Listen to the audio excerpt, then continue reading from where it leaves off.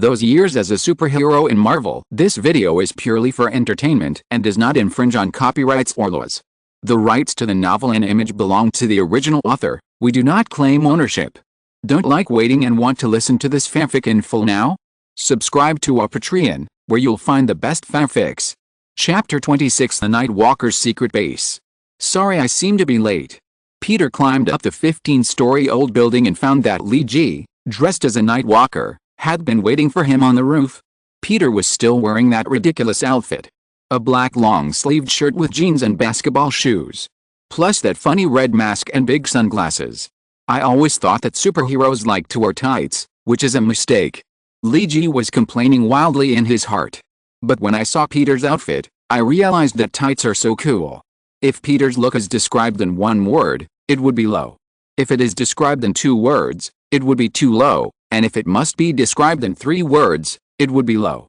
This is definitely the worst superhero look in Lee Ji's opinion.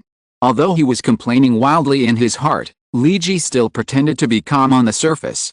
Fortunately, I'm only 5 minutes late. Lee Ji said in a hoarse voice using ventriloquism. If possible, I think you'd better change your clothes next time. The taste of this outfit is really unique. Lee Ji actually wanted to say that it was too low, but after thinking about it, in order to maintain his image, he chose a more euphemistic tone. You don't like it? Peter began to talk a lot. Hey, actually, I don't like it either. You know, this mask is not very breathable, and it will fade. Every time I sweat, my face will be stained red. My aunt always thinks that I was beaten outside. What do you think about me changing to the same outfit as you? The gray hoodie is pretty good, but what method do you use to make people unable to see your face clearly? Can you tell me? I promise I won't tell anyone. Peter's mouth was like an assault rifle with a continuous shooting function turned on, and it couldn't stop until the bullets were used up. Enough. If you don't want me to throw you down from here, you'd better shut up. Lee Ji felt like there were hundreds of flies flying around his ears. I already knew that Peter Parker was a chatterbox, but I didn't expect that after becoming Spider-Man, Peter Parker's chatterbox attribute actually increased exponentially. Okay, Nightcrawler. If you don't like it, I'll shut up. Peter covered his mouth with both hands after saying that. I'm saying, your clothes are really handsome. Secretly taking his hands away from his mouth, Peter said another sentence, and then immediately covered his mouth. This task is simply a pit. Can we still have fun with the system? Lee Ji's eyes were filled with tears, and he asked the sky in silence. Follow me, I'll take you to a place. Lee Ji calmed down his mood. He was afraid that if he didn't leave, he would have the urge to beat Spider-Man. After saying that, Lee Ji immediately jumped from the edge of the 15th floor. Lee Ji, who used the 8 steps to chase cicadas, poured his internal force into his legs at the moment of jumping to the top of the building, and his legs burst out. Let Lee Ji directly jump more than 30 meters in the air. Lee Ji's figure jumped directly to the top of the opposite building, as easy as taking a walk. Cool man! Peter exclaimed, and then he jumped without admitting defeat. Lee Ji had actually slowed down all the way. After all, Peter Parker didn't have the ability to spit spider silk yet. If he ran too fast, he might not be able to keep up. With Lee Ji deliberately slowing down, Peter reluctantly followed behind Lee Ji. As I said before, genetic mutation and transformation is a job that takes time, and Peter's current physical fitness is far from reaching the peak of Spider-Man. The place where Lee Ji was going to take Peter was a secret base he had prepared. Only since the last time the Punisher Frank Custer took Lee Ji to his temporary stop. Lee Ji has always wanted to have a secret hiding place for himself, just like Frank.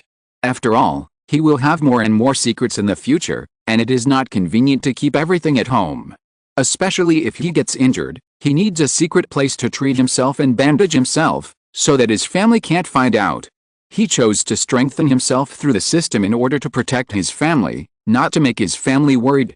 During the summer vacation, Lee Ji has been looking for a suitable place, and found the place he is going to now a few days ago. An air raid shelter located on the edge of the Hudson River that has been abandoned for a long time.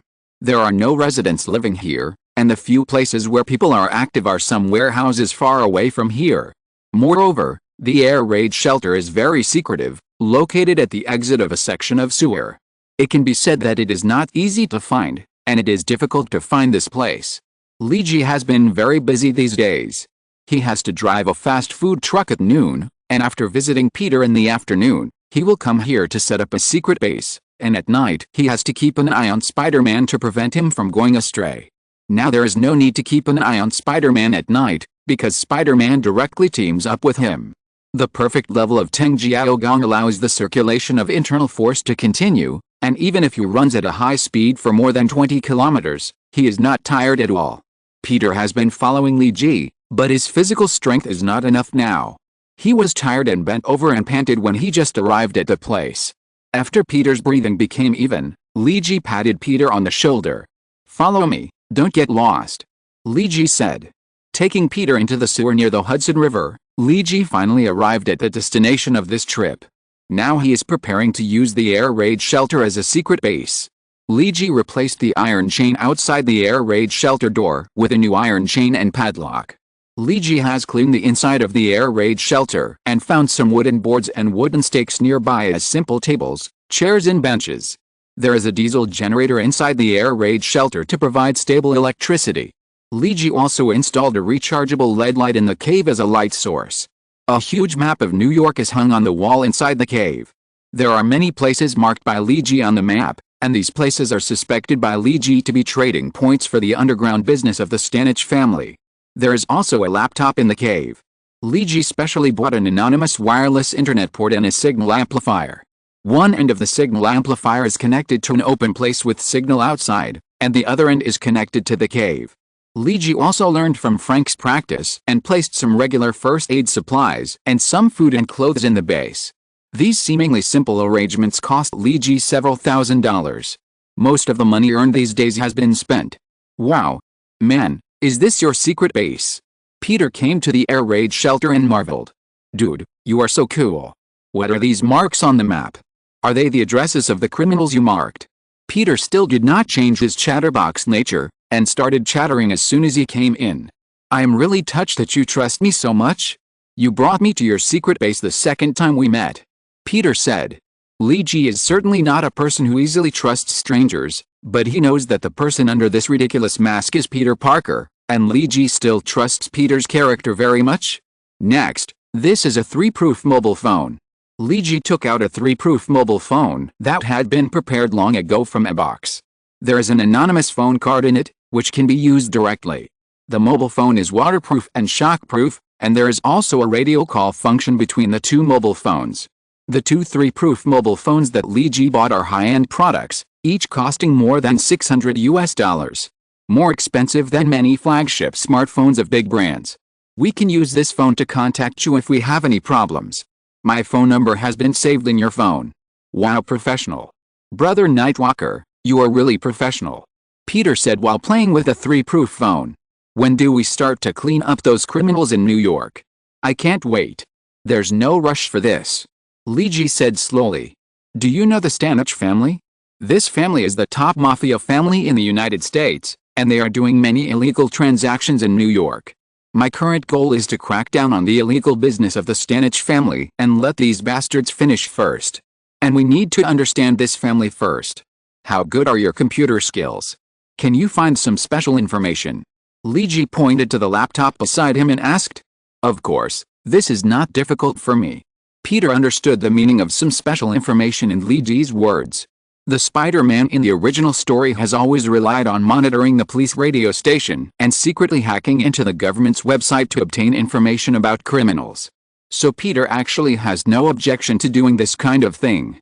There is one more thing, if possible. I think you'd better change your outfit before the real action. Li Ji really can't stand that ridiculous toy mask. The New York dock area was quiet in the dark night. All the cargo ships that needed to be loaded and unloaded today had been loaded and unloaded. The workers at the dock had already gone home to rest.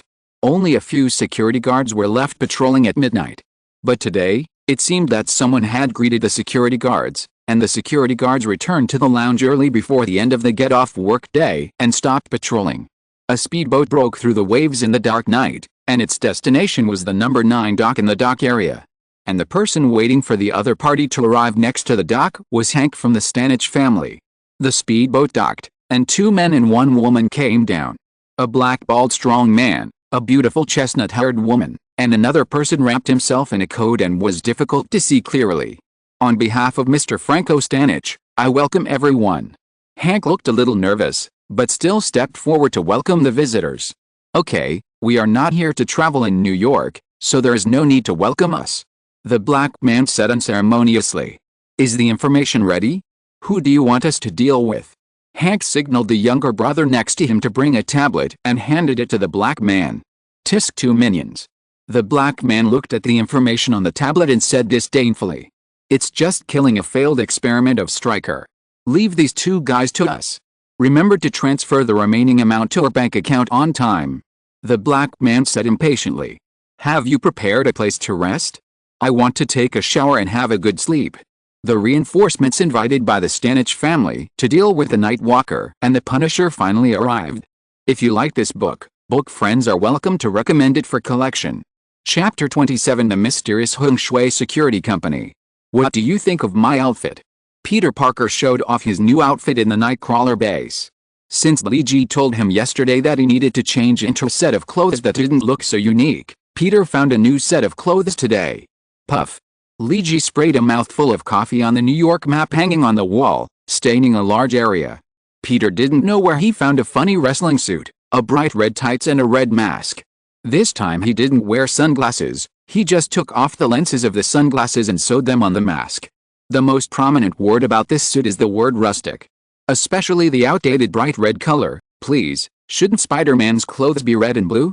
You come out dressed like an apple, who are you going to scare? Why not? Peter had no idea about his taste. Isn't it pretty good? Maybe you can refer to tight sportswear and clothes made of stretch fabrics. Li Ji didn't want Spider-Man to become a weirdo in the future, so he reminded him. Oh, okay, hey Nightcrawler, let me show you an interesting little gadget. Peter said, revealing a small launcher on his wrist. As soon as he saw this thing, Li Ji guessed that it should be a spider silk launcher. Sure enough, Peter said. This is a very interesting little thing. I have been studying it for several days. Today I succeeded, but this is only the first version, and there may still be defects. There may be room for improvement.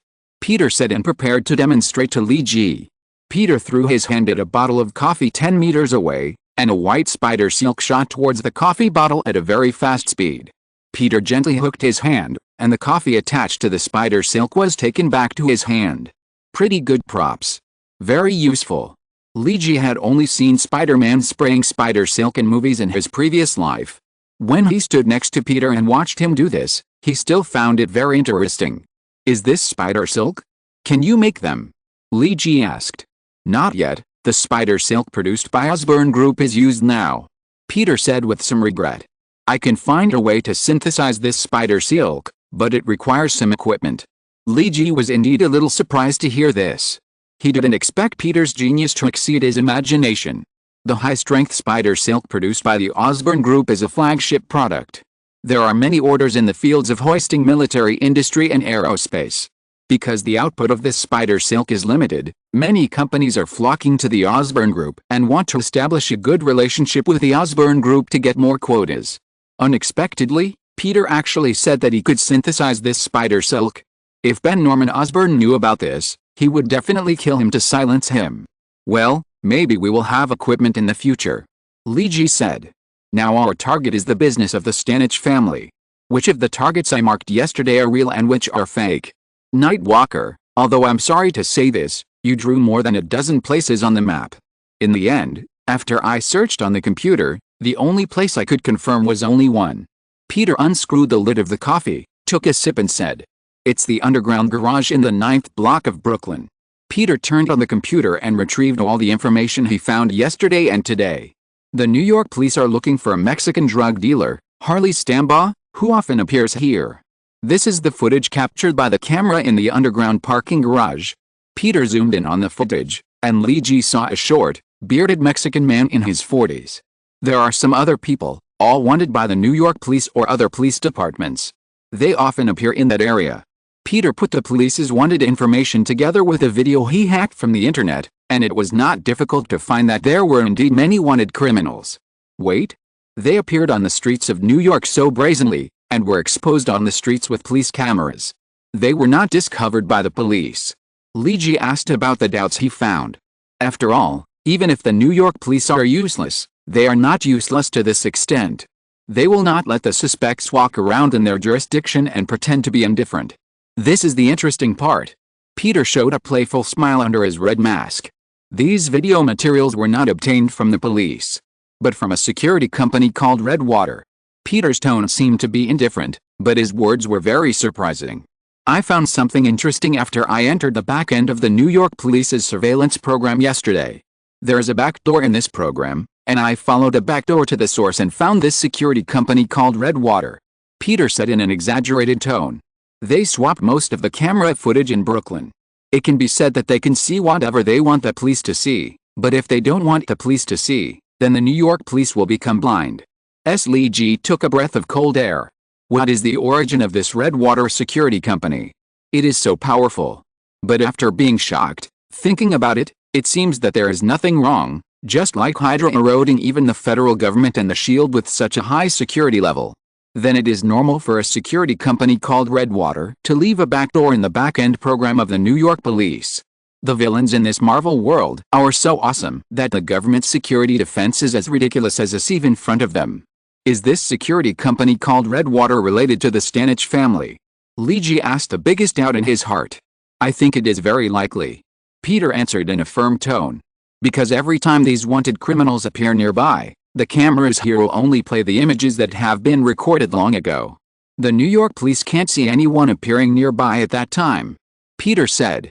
We need to go over there to have a look. Are you sure you can let us avoid those cameras?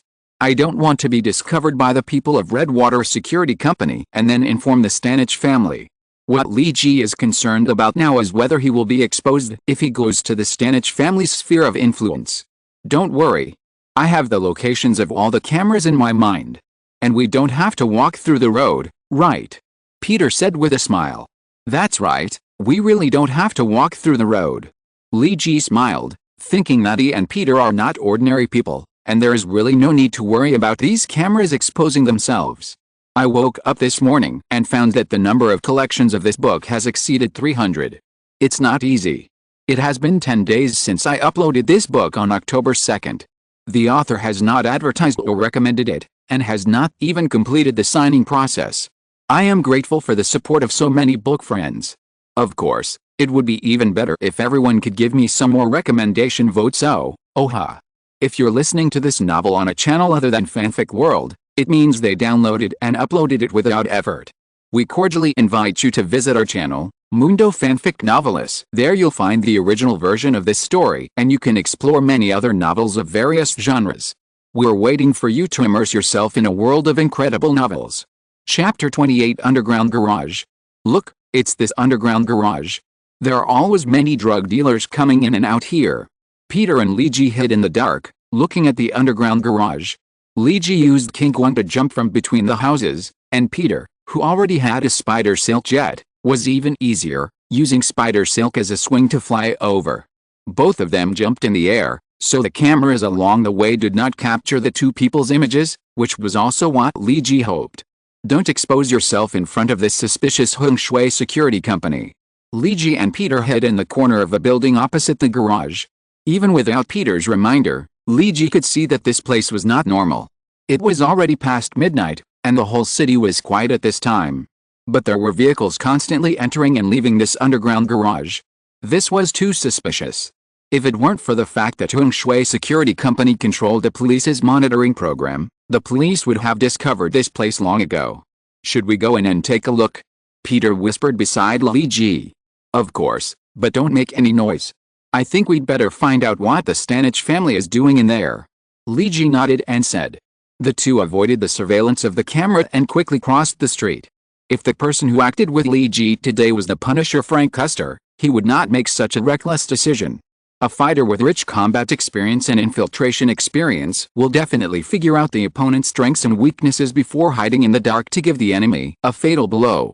Although Lee Ji has been laughing at Peter for being just a novice rookie, in reality, he is just 100 steps and 50 steps. He has just left the ranks of rookies and is still far from being a real veteran. In order not to arouse the vigilance of the people inside the garage, Lee Ji and the other two avoided the gangsters who had been patrolling outside the garage. Taking advantage of the gap between the patrols, They played a visual difference and entered the garage directly without them noticing the two. "This garage looks bigger than I thought," Peter said after taking a look after entering the underground garage. This underground garage is indeed very large. According to the signboard, it is divided into 12 areas, and there are 3 underground floors in total. This is not easy to find. Luigi frowned.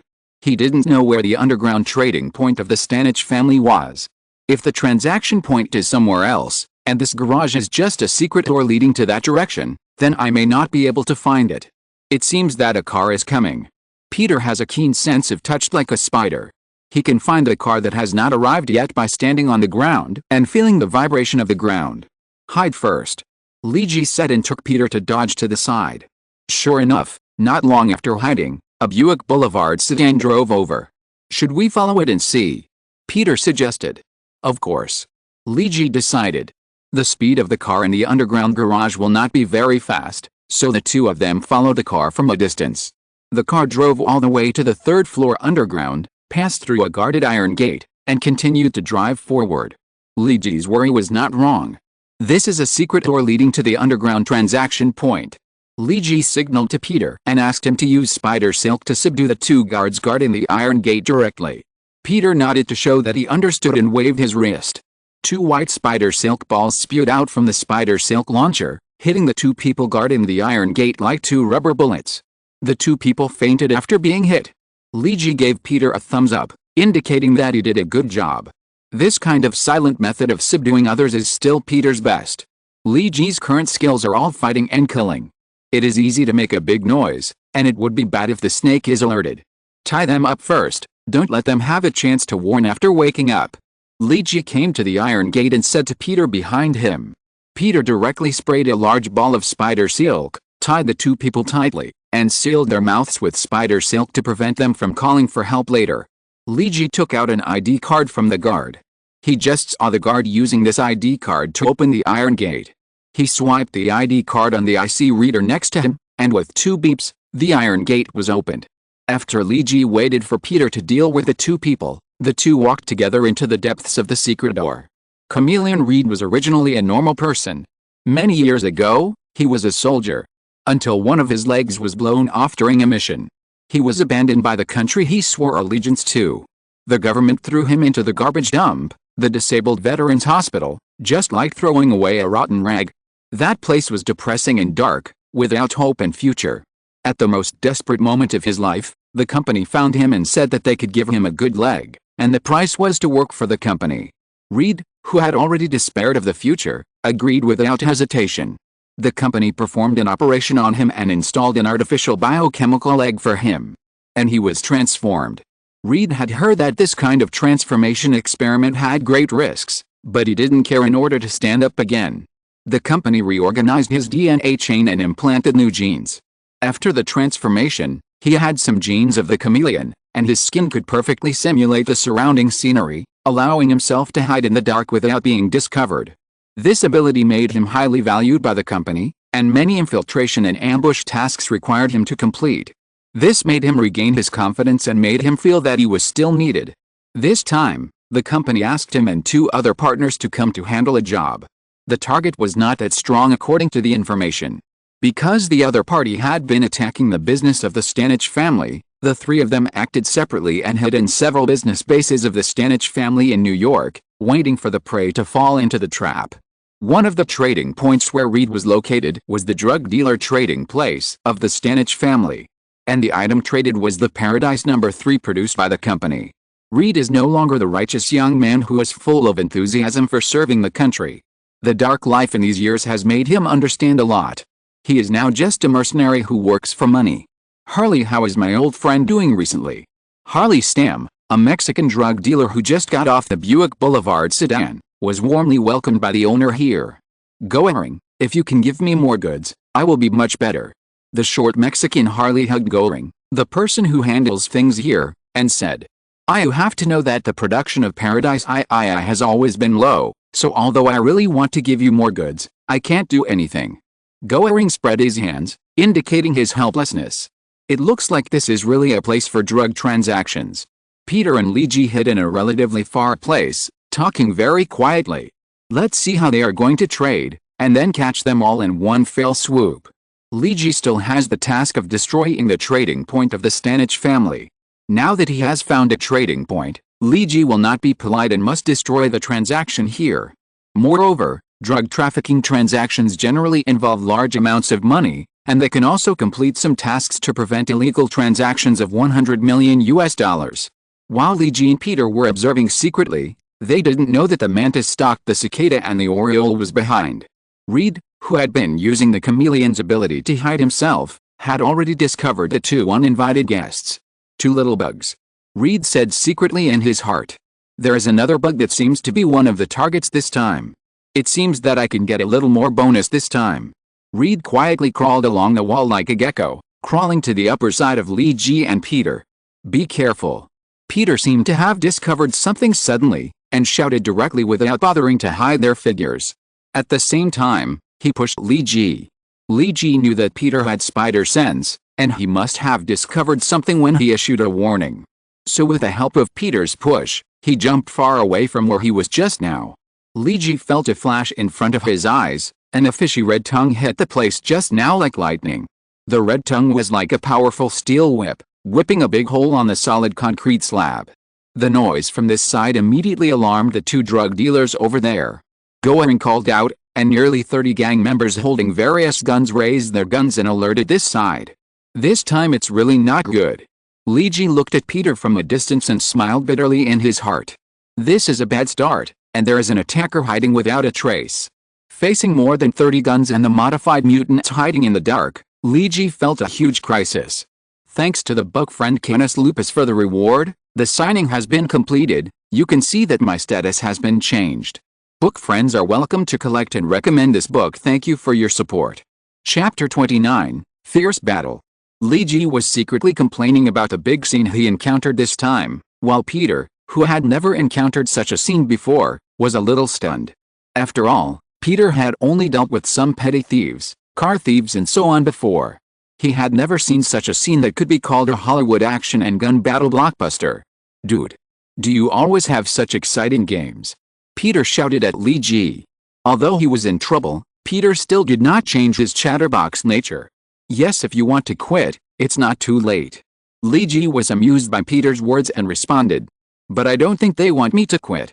Peter shook and pointed at the gangsters who were approaching this site and said, in that case, protect yourself later. And help me entangle the invisible guy. I know you can do it. Luigi didn't wait for Peter's answer after he finished speaking, and flew out directly from his hiding place. More than 30 gangsters have been staring at this side. When Luigi just flew out, these guys opened fire on Luigi. However, the terrain of this trading point is quite peculiar, like the underground foundation of a building, with many large concrete stone pillars for support. So Luigi just dodged and hid behind another pillar. Although the gangsters fired at Luigi intensively, they did not hit him. And Luigi threw nearly 10 smoke props produced by the system in the gap when he just flew out. Anyway, he still has 1,500 reputation points, and the smoke bombs produced by the system are cheap and sufficient. A smoke bomb can cover an area within a radius of about 20 meters, but this underground space is quite large, and Luigi did not hesitate to continue throwing smoke bombs in other directions. In just 3 seconds, more than 30 smoke props were thrown by Luigi in this underground space, and thick smoke enveloped the entire underground space. Luigi relied on smoke to save his life when he encountered a siege before, and he also killed more than a dozen killers of the other side. Although it is an old trick, it is very useful. Luigi himself has the smoke escape technique, and can see clearly in the smoke, and is not affected by the smoke at all. Peter has a spider's keen sense of touch and spider sense. Although he can't see, he can sense the opponent through tactile sense. The ones who really became blind were the drug dealers and the enemy whose name Luigi didn't know. Peter didn't understand what Luigi just said about protecting himself and entangled with the invisible guy, but when the smoke filled up, Peter understood. Luigi's plan is that since I can't see you, then you don't have to see me. Everyone is fighting under the same conditions, of course, maybe not the same conditions, because there is a Peter Parker who can sense spiders here. Chameleon Reed is the most depressed person now. His biggest reliance is his chameleon ability. This ability allows him to perfectly blend with the surrounding environment. Every time he attacks, It's like a chameleon hunting prey, hiding in the dark waiting for the enemy to enter the ambush circle and then kill with one blow. His tongue can fly far like a chameleon, and it is fast and powerful. There are also spikes on the tongue coating, which can easily pierce the opponent's heart every time he attacks the enemy. This time, he made a very confident attack, but the enemy discovered it in advance and he returned in vain. When he wanted to attack again, Leegi threw a lot of smoke bombs, turning the whole space into a smoky environment. Chameleon Reed did not have eyes like thermal imaging, and he became a blind man in this smoky environment. He was currently climbing on the wall, preparing to leave this direction first. Because if he fired a gun later, he would not be able to see in the smoke, and he might be hit by a stray bullet. Now leave here first, wait for the smoke to dissipate before dealing with these two guys. His idea was very good, but he didn't know that there was a guy in this place whose sensitivity was far beyond that of ordinary people. Now that the smoke was filled, hearing and touch became the last resort. No one at the scene dared to act rashly, fearing that making a sound would expose their position. Although Reed was very careful and tried not to make any noise. But in front of Peter Parker, who had spider sense, he was as obvious as a firefly in the dark. With a flick of his wrist in the direction of Reed, a white spider silk shot towards Reed. Reed, blinded by the smoke, was unaware until the spider silk hit his palm and stuck him to the wall. Damn it! Cursing inwardly, Reed used the sharp nails of his other hand to cut the spider silk, forcibly pulled his palm out, and then quickly left this position. Because this position was already very dangerous, as expected, the next second after he left, 2 more spider silks were sprayed. If he was a little later, he would probably be wrapped up like a dumpling by the spider silk, and he would not be able to escape. While Peter was entangled with Chameleon Reed, Leegi did not rest. Leegi used the method he used to deal with those killers last time and took out his throwing knives. Now that his reputation value is much higher, Leegi can make as many cheap consumables as he wants. Leegi didn't feel bad at all. Leegi held 3 throwing knives in each hand, found a direction in the smoke, and threw them directly at the gangsters who were on guard with guns. The flying knives flew towards the crowd with a slight sound of breaking through the wind. Leegi's flying knives were getting more and more accurate, and because he had cultivated a primary internal strength to the perfect state, after infusing the internal strength into the flying knives, the speed and power of the flying knives were greatly increased. 6 flying knives whistled towards their targets, and 6 low screams came from the drug dealers. Leegi aimed at the most vulnerable part of the human body, the neck, where the aorta and trachea are located. As long as the artery or trachea is cut, it is difficult for a person to survive. In the smoke, people's eyes cannot see, and hearing becomes the most sensitive sense for ordinary people. 6 puff-puff sounds are the sound of the flying knives inserted into the flesh, followed by the wailing of their companions. This made the already nervous people even more nervous. Everyone felt as if the air had become thinner and their breathing began to become less smooth. They had no problem dealing with the enemy. After all, they were all trained by the Stanich family, and they had gone through many gang fights before they could guard an important industry in the family here. But this kind of enemy who is nowhere to be found is very uncomfortable. Cough cough, there are 2 low wails, accompanied by 2 sounds of falling. This means that 2 more companions have died. But no one dared to run away. They couldn't tell the direction in the smoke at all, and they didn't know where they would run to. Maybe running away would make them die faster.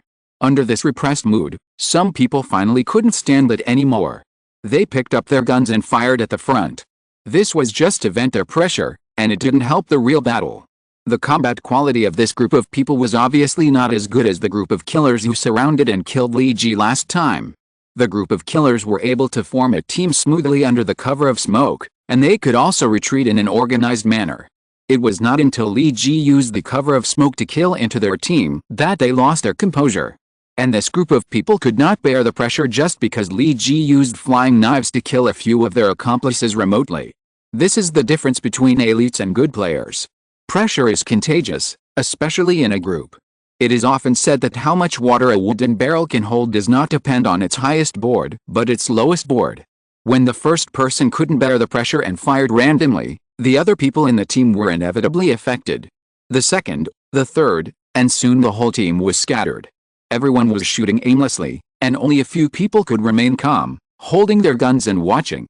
The firing here actually helped Reed, because the dense gunfire covered Reed's tracks. Spider-Man had to find a concrete pillar to hide to avoid being hit by bullets. Reed also quickly hid in a remote corner and dared not move. Now the entire underground space has become a mess. Bullets are flying everywhere, and if you run around casually, it is easy to be hit by stray bullets. Bullets don't care whether you are one of them or not. As long as you are hit, you will definitely be hurt. But Lee Ji, who was hiding behind the concrete pillar, smiled. People like to fish in troubled waters the most. Today's first update: friends who like this book, please recommend it to collection. Thank you. Chapter 30, Fierce Battle. Under the cover of gunfire, no one could hear Lee Ji's footsteps. Lee Ji took out 2 metal short sticks from his combat belt instead of steel knives.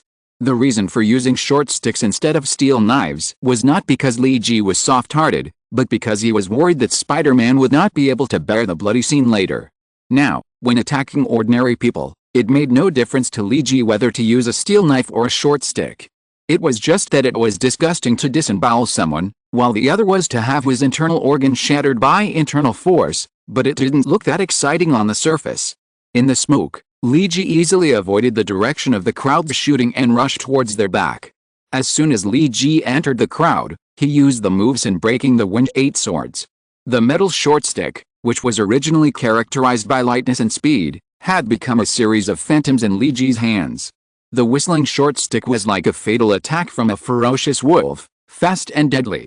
Every contact with a human body would be accompanied by a crisp sound of bone fracture.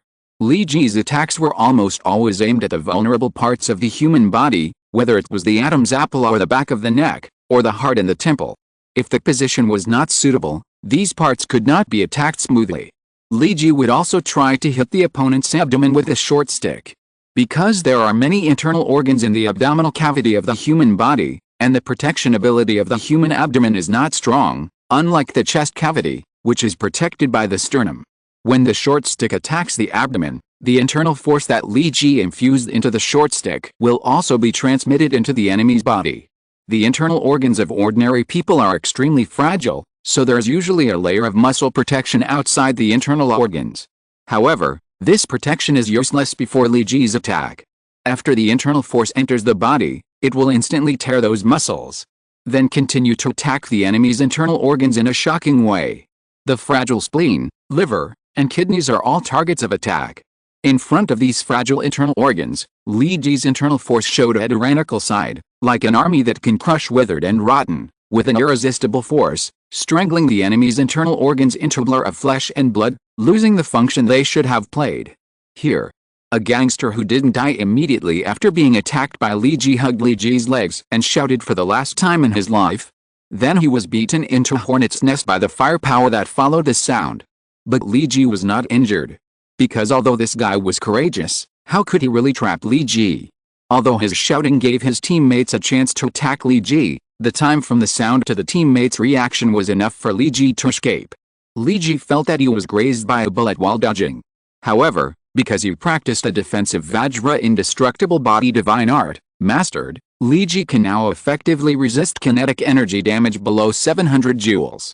The kinetic energy damage caused by this passing bullet was obviously lower than 700 joules. Although Lee Ji felt a little pain, he didn't even hurt his muscles. It could only be regarded as a superficial injury. And this was almost a best attack opportunity for this group of gangsters. Lee Ji didn't give them a chance to attack him in the rest of the time. Lee Ji, hiding in the smoke, was like a ghost in the dark night. His attack was elusive and deadly. Screams echoed in the underground space. These screams hit the gangsters' momentum, making them desperate to the bottom of the valley. At the same time, it also made Chameleon Reed feel colder and colder. MD. This is different from what is written in the information. Reed wanted to drag Franco Stanich out and shoot him for 5 minutes. The information provided by the Stanich family did not list the other party's ability to fight in the smoke. The information of the Stanich family was very simple. A person is good at using hot weapons, including firearms and individual heavy firepower such as rockets. In essence, he is just an ordinary person. Although this introduction itself is not wrong, the Punisher Frank Custer has the ability of a level 10 agent of SHIELD. How can he be summarized so simply? The other one may be a mutant, but the introduction in the information only says that the other party's strength is greater than that of ordinary people, and he is fast and good at jumping. Well, The Stanich family had no idea that Li Ji was a pervert with a system.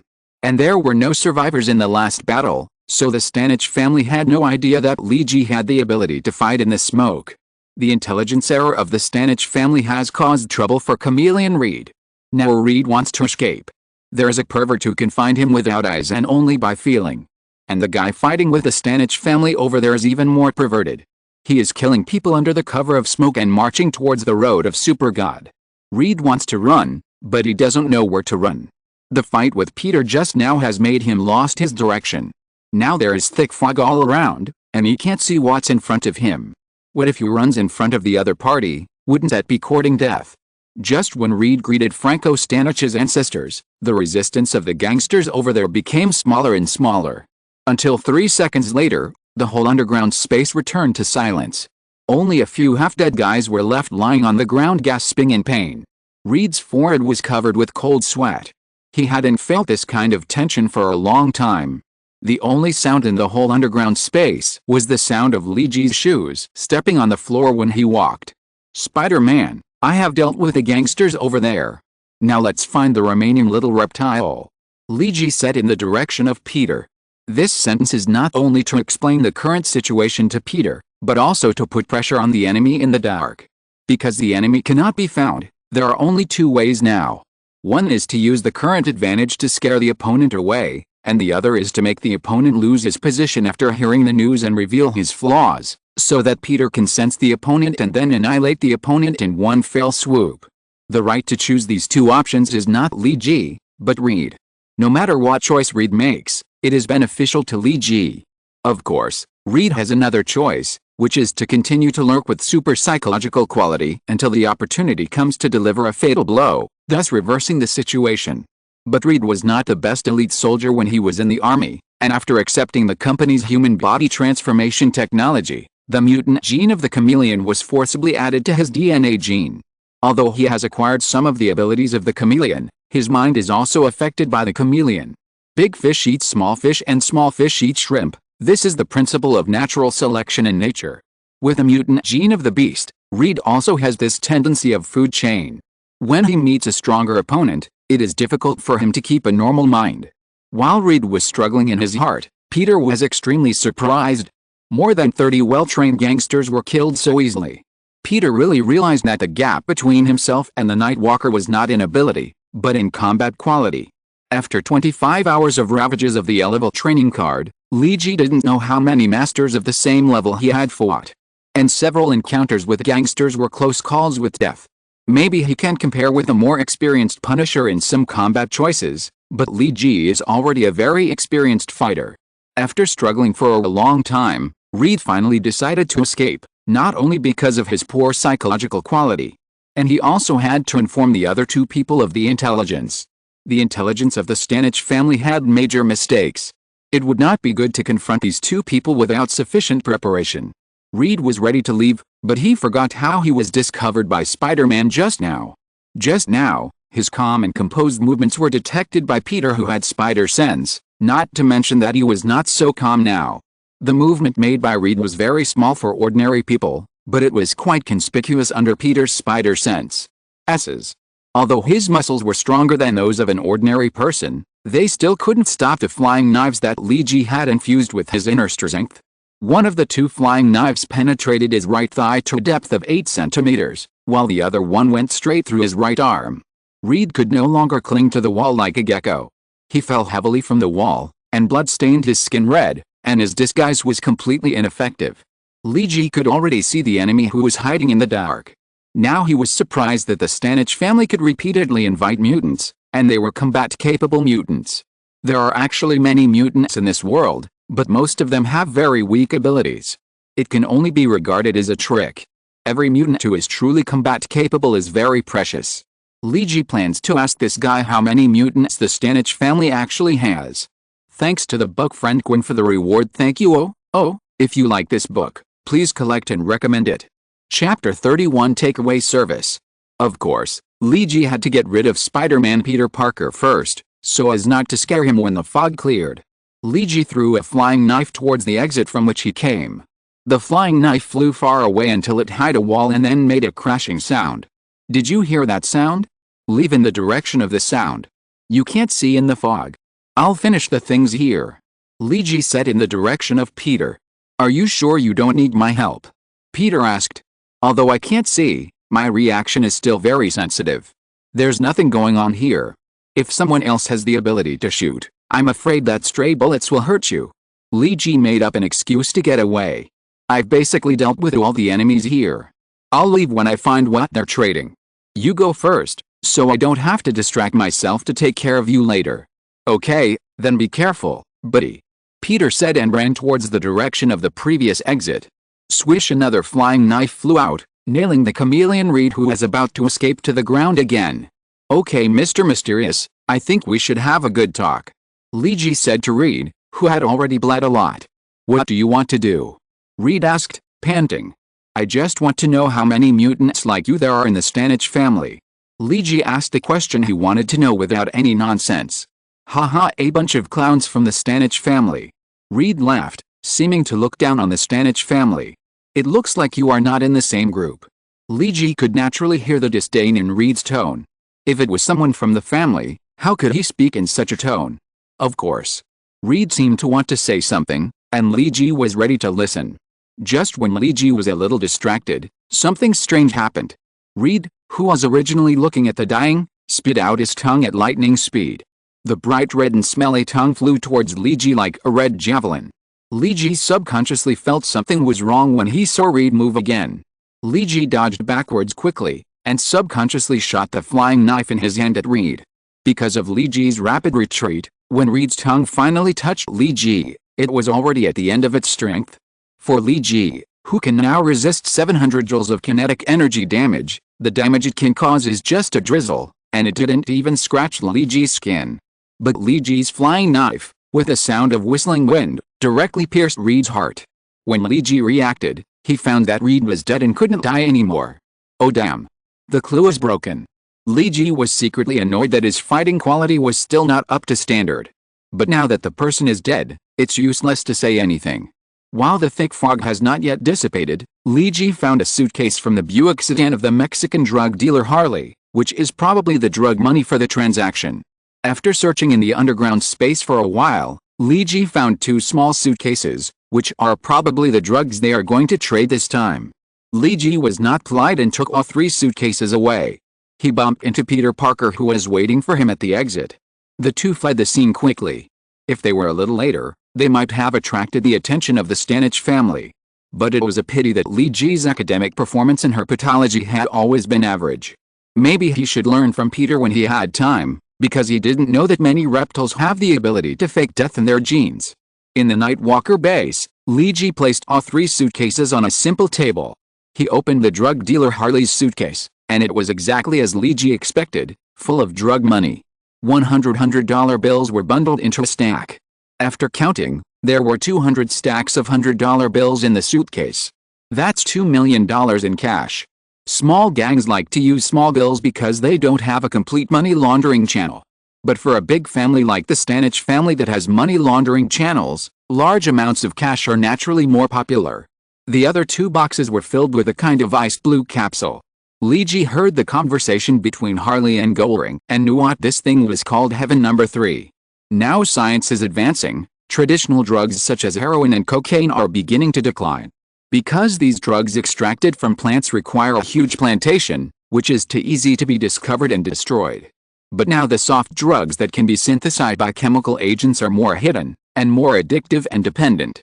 Wow, it seems that we have caught a big fish. Peter sighed as he looked at the drug money and drugs in front of him. I believe that any normal person knows how harmful these things are. Peter has no good feelings towards drugs and drug dealers. What are you going to do with these things? Peter pointed to the money and Paradise Number 3 in the box and said, "Don't you need equipment to make spider silk? Buy some equipment for you. Then change your clothes and donate the rest to people in need. What do you think, Masked Man?" Li Ji finally didn't forget to complain about Peter's weird look. "Hey, I'm not called Masked Man," Peter retorted. "Then what's your name? Red Man? Sunglasses Man?" Li Ji continued to complain. My name is, by the way, call me Spider-Man from now on." Peter thought for a long time and finally came up with a good name for himself. "Okay, Spider-Man brother. Li Ji shrugged and threw a suitcase of drugs to him. We'll talk about your name after you change into a suitable outfit. Now let's go and destroy these things first. Li Ji and Peter poured diesel on the 2 boxes of valuable drugs and burned them. And Li Ji only kept $150,000 from the boxed money to buy equipment for Peter Parker, and donated the rest. It's not that Li Ji didn't want to keep more, but it's too eye-catching to use a large amount of cash in the United States. These hundreds of thousands can also be mixed in with the income of his own fast food truck, and finally used by laundering through tax returns. If you do this with $2 million, the U.S. Tax Department will definitely investigate you. If you don't launder and directly take hundreds of thousands to the store to buy equipment, I guess you just paid the money and the store owner called the police. Whenever this happens, Li Ji misses China very much. In China, there are many people who spend millions of dollars to buy houses and cars, not to mention tens of thousands of dollars. This can only be said to be the huge cultural differences caused by the different consumption habits of China and the United States. After finishing today's work, Li Ji told Peter that they should be quiet in the next few days. Now the Stanich family must be looking for them all over the world. Peter said that he just needed to spend some time to purchase new clothes, and he was going to make some modifications to the first generation of Spider Silk launchers. The battle tonight still exposed some problems. The better Li Ji, if there is anything, just use a special 3-proof mobile phone to contact. Hello, are you Mr. Jason Lee? The next day, when Li Ji was running his own fast food truck near the Statue of Liberty, the phone rang and a magnetic female voice came. Yes, it's me. Who are you? Li Ji answered the phone and replied, I am Mr. Tony Stark's personal assistant. Mr. Tony wants to. The female voice was thinking about what to say, and suddenly Tony's voice came from the side. Where's my burger? Well, it turned out that Tony Stark was looking for him. It must be his assistant Pepper who called him. Well, Mr. Jason, I think you probably understand what's going on. Pepper said weakly. Pepper had long given up on her boss, who was as childish as a kindergartner. If you have time, can you come to Stark Company? Pepper asked in order to satisfy Tony's craving for burgers. Li Ji looked at the time and it was almost 1:20 in the afternoon. There were many tourists near the Statue of Liberty in New York, but the business was average. He only made about $1,000 today, which was nearly $500 less than usual in the financial district of Manhattan. Li Ji packed up his things and prepared to do takeout service for his biggest customer these days. After all, he gave him $500 every day. It is said that customers are God, and we can't let God down, right? Since the new book was published, I have updated it at least twice a day without interruption. I believe you have all seen it. So friends who like this book, please vote for the author for his hard work and add it to your collection. Thank you all. Chapter 32 Tony Stark is about to go on a long journey. Stark Industries is one of the landmark buildings in Manhattan, New York. With hundreds of floors, it is one of the tallest buildings in New York. It is taller than the Osborne Building, which is also a multinational corporation. Li Ji parked the food truck in the parking space in front of Stark Industries. Hello, Mr. Tony Stark seems to be looking for me. Li Ji went directly to the front desk of Stark Group and said to the receptionist. Hello, who are you? The receptionist said politely. I make hamburgers. Li Ji's answer was concise. Okay, please wait a moment, I'll ask. The receptionist looked at Li Ji with a puzzled look for a while, and then contacted him by phone to confirm. About 3 minutes later, a lady in a professional suit and with beautiful blonde hair walked towards Li Ji. Hello, I think you are Mr. Jason. The blonde beauty said.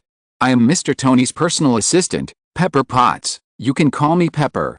Hello Ms. Pepper, does Mr. Tony Stark need a takeaway service for hamburgers? Li Ji shook hands with Pepper politely. Oh yes, but he prefers to eat food made on site. If possible, it's better to bring the ingredients. There's a kitchen upstairs to process the food. Pepper said with a smile. Li Ji said that the customer's requirements must be met, so he took the ingredients and some kitchen utensils from the fast food truck, and followed Pepper to take the elevator to the top floor of the Stark Industrial Building. The mansion where Tony Stark lives is actually located on the edge of Malibu Beach in California. But because the company's headquarters is in New York, so Tony has to stay in New York half of the time. And the top 5 floors of Stark Industries have been converted into his personal office and residence. What should a billionaire's residence look like? Naturally, It should be comfortable and in line with the owner's wishes. In addition, Tony Stark personally has a good taste in life. Well, this may not be right. It should be said that Miss Pepper has a good taste in life, so Tony's residence is still very beautiful and tasteful. After all, Tony himself is a genius in technology, but he seems to be an idiot in life. He will never learn to take care of himself well. If he leaves Pepper, he won't even remember his social security account. Hey, isn't this a hamburger boy? Hurry up and give me a hamburger, I'm almost starving. Tony saw Lee Ji appear and called out from a distance.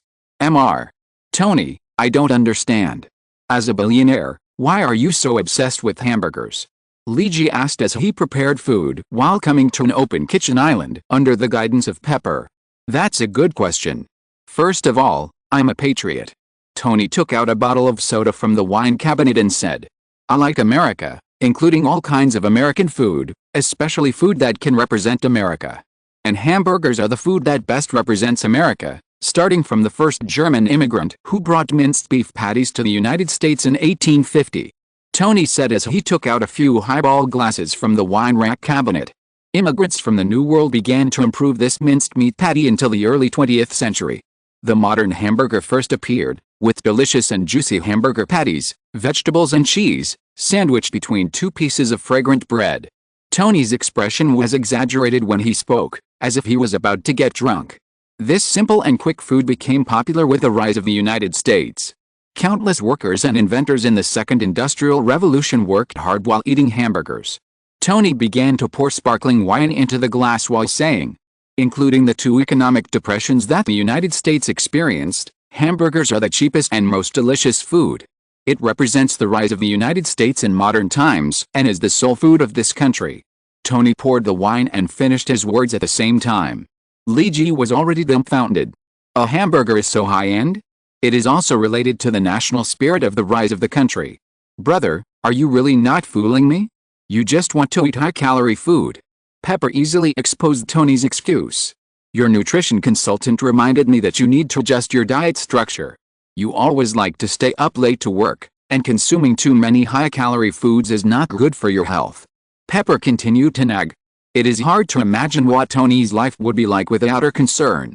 Tony turned his head and made faces at an angle that Pepper could not see, imitating Pepper's speech, but without making any sound, just opening and closing his mouth. Lee Ji almost burst out laughing when he saw Tony's face. But he held back in the end.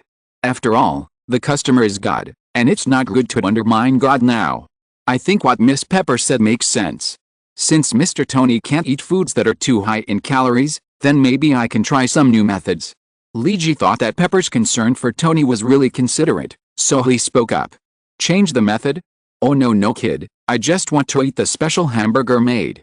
Tony handed a glass of soda to Pepper and put another glass of soda on the table in front of Lee Ji. Hearing that Lee Ji wanted to change the method, he rejected it. What method? Miss Pepper, the real boss here, asked. Steamed hamburger, a Turkish method, steamed with water.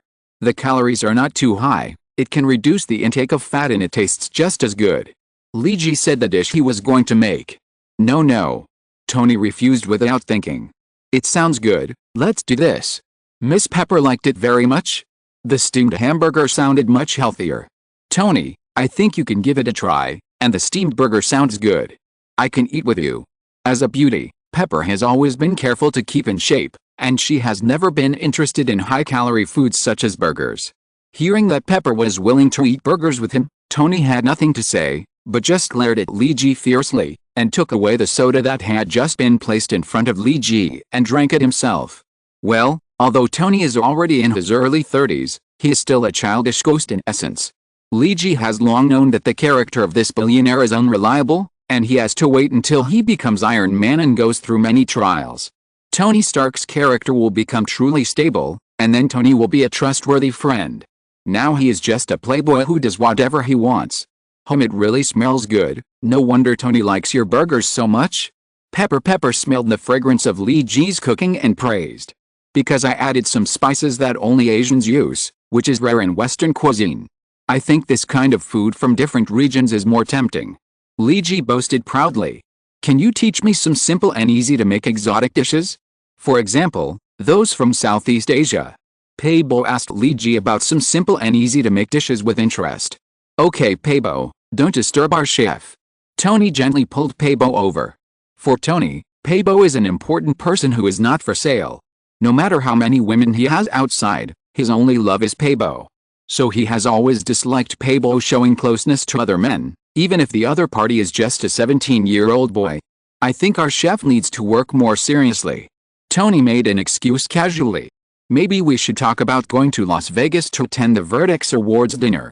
I will go to the dinner instead of looking for a few beauties to play a few games in the casino. Peibo obviously did not believe in Tony's self-discipline and said in a tone of "Don't lie to me." Maybe, I mean probably. You know, Las Vegas is a place to play a few games, and I don't know why they chose to hold the dinner there. Tony was obviously a little nervous about Pepper's questioning. If they held the awards ceremony in New York, I think there would be no problem. Tony explained with an extremely lame excuse. Anyway, it's not his fault, but the award committee. They are crazy to hold the awards dinner in Las Vegas. Anyway, this is Tony's logic, and I have to say that this logic is perfect. Okay Tony, I don't care whether you attend the Apex Awards dinner or not. Pepper was too lazy to pay attention to Tony's lame excuse. But I hope you can be on time and give a perfect demonstration to the generals of the military. You have to know that the military's intention to purchase Jericho missiles is as high as $2 billion. Pepper reminded Tony of the importance of this business. Okay. I know. I will introduce it to the generals. Tony said helplessly.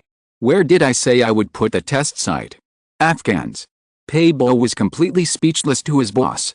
Thanks to the 3-book friends Muse Iking Kill for their tips. Thank you very much for your support. If you like this book, you are welcome to recommend it to your collection. Your support is the author's greatest motivation. Chapter 33 The Meaning of a Hero. After receiving the $1,000 check from Tony, Li Ji left the Stark Industrial Building accompanied by Pepper. Li Ji's ears were filled with a conversation between Tony and Pepper just now. If I remember correctly, Tony Stark was kidnapped by armed terrorists called Freedom Fighters when he was showing the latest Jericho missile to the US military in Afghanistan. Tony, who always believed that the weapons he made were used to protect the country, didn't know it until then. It turned out that his weapons were not only used to protect the people, but also became accomplices of the executioners who caused a large number of casualties in war-torn countries. From that moment on, Tony really began his transformation and began to shoulder the responsibilities entrusted to him like a hero. Sitting in the car, Li Ji smiled at the rearview mirror. Without the ups and downs of life, Tony Stark is just a dandy genius after all. It took 2 nights for Li Ji and Peter to give away the drug money they got from the drug dealers. Many orphanages and welfare institutions in New York have received donations from them to varying degrees. Although it is generous, it is still a good deed. However, Li Ji is still depressed because the fight in the underground garage was covered up by the Stanich family. Neither the media nor the internet mentioned this matter, which resulted in Li Ji's reputation becoming very low, because except for a small number of people in the Stanich family, other ordinary people in society do not know what Li Ji has done. What makes Li Ji even more depressed is the act of donating money. The media of this era are all the same. They hope for explosive and impactful news. For example, homicides, celebrity gossips or politician scandals. The truly positive news is basically mentioned in passing. Because modern people are entertainment-oriented and fast food to death. They no longer like those things, and many people have dark speculations in their minds. Is there an unspeakable PY transaction behind every good deed? Is there a team behind every person who does good deeds to hype it up? In this case, reports of various good people and good deeds are becoming less and less, and fewer people are paying attention. Instead, the dark news is rising. Various conspiracy theories are rampant in this impetuous era, and social news is becoming more and more violent. This donation to the New York Welfare Organization did not cause much waves. The news only mentioned this matter in the corners, and this matter did not receive much attention at all. This time, Li Ji went through life and death and finally only gained a few hundred points of reputation. Li Ji couldn't help but sigh. Does this world really need heroes? In this busy and complicated world, everyone only cares about themselves. Being a hero is not a normal profession. It is not about clocking in on time, getting paid at the end of the month, and getting bonuses for overtime. Of course, you will not receive work-related injury medical insurance compensation for injuries. The starting point of everything Lee Ji did was to make himself stronger, but he also hoped to bring some positive energy to others, and he hoped that his behavior would be affirmed. On a high-rise building in Queens, Lee Ji sat on the edge of the roof, watching the endless stream of vehicles in New York City at night. The lights of these vehicles moved with the vehicles, like a colorful river, rushing and roaring in this colorful city. Night Walker, what are you thinking about? Peter has changed into a better-looking outfit, a red and blue tights, and a prototype of Spider-Man. The two have been keeping a low profile these past 2 days because they are avoiding the search of the Stanich family. So except for Peter occasionally taking action to solve a few petty thieves to practice his skills, Lee Ji has not taken any action at all, except for sending money to those welfare institutions. Peter, have you ever thought about what you have really paid as a hero? Lee Ji sorted out his thoughts and said, we gave up our comfortable life in our own homes and stopped crimes in the dark. Lee Ji's words were a little confused. We basically donated all the money we got to people in need in this society. But we have to risk injury or even life every time we act. Peter looked at Lee Ji with some concern, but Lee Ji continued to speak. Even so, our behavior is difficult for more people to affirm. Look at what is reported in the news now. Lee Ji said and felt a little uncomfortable. Tom Cruise is secretly dating his new girlfriend, Kardashian is pregnant, and Tony Stark invited the twin girls on the cover of the August Playboy to the hotel. And we have provided donations to so many welfare organizations in New York, but there is no news. Haha. Peter suddenly laughed out loud. Man, I thought it was no big deal. It turns out you are jealous. Haha. I'm not. Lee Ji frowned and retorted. Don't lie, buddy, you are just jealous. Peter said after calming down his laughter. You are jealous that you have done so many things, but you don't get more attention. Peter said in the tone of a person who has experienced it. I understand this feeling very well. I have 2 good friends, one is smart and talented and has a wealthy family. The other is friendly, good at cooking and very handsome. Peter told Lee Ji, who was dressed as a night walker, a piece of his heart. The 3 of us are good friends, but when I am with them, I am always the one who is ignored. Peter said in a relaxed tone. I study very hard and want to show myself more in front of my classmates and friends, but they always steal the limelight. Peter continued. I am obviously the best student in the school. I try hard to show myself, but why can't I get more attention? As soon as the rich friend appears, he will become the focus of others. Many people rush to curry favor with him. And the friend who can cook, just because he has some conflicts with a bully of the basketball team, will be worshipped as a hero by a group of girls. I was very jealous of them at that time. Lee Ji never knew that Peter had such thoughts in his heart. But later, I gradually understood that they were not getting attention because they wanted to be paid attention to. Peter said slowly. It's because people are born to like to pay attention to those who are different, just like movie stars or super tycoons. Peter now enlightened Lee Ji like a life mentor. Just like what we do, our donations are not noticed by people because people are more interested in those people they can never become in this life, or those things they can never accomplish. My uncle once told me that we help others not to get much praise. It is because we have the ability to help others, and that person just needs help. Peter continued to instill spiritual chicken soup in Lee Ji. Remember the donation we made to the child with leukemia that day? The child was only 8 years old. Aren't we helping him? If there is no news report on what we did, will we watch an 8-year-old child die in the hospital bed because of lack of money for surgery? Peter has always been a big boy with justice in his heart and a sunny heart. In his eyes, helping others is more important than getting praise from others. As a man whose mental age is actually uncle level, Lee Ji actually cares more about the results and the recognition of others. But Peter's sincerity still touched him a little, and his mood became much better. He might really be jealous of those people in his heart. Maybe, as Peter said, helping others is just because he has the ability to help those in need. And being a hero is only because one has the ability to be a hero. Sometimes people need to learn to enjoy the process more, not just the result. Shall we have a race? Peter suddenly suggested. Then do you dare not use spider silk? Lee Ji asked with a smile. Spider silk is a part of Spider-Man. You are scared, buddy, afraid that you can't outrun me, Spider-Man now. Peter saw that Lee Ji was a little guilty. Now that Peter has spider silk and can swing in the city, Lee Ji really can't match him in speed. But Lee Ji still spoke up. Ha, let's try it. After saying that, he took a step and started running first. The one who gets to the base first is the winner. The loser will have to treat me to tomorrow's midnight snack. 3 updates today. The second update is scheduled at around 2 p.m., and the third update is still around 8 p.m. If you like this book, please recommend it for collection. Your support is the author's greatest motivation. Chapter 34, Changes. In the private hospital of the Stanich family, the atmosphere in the intensive care unit was somewhat solemn.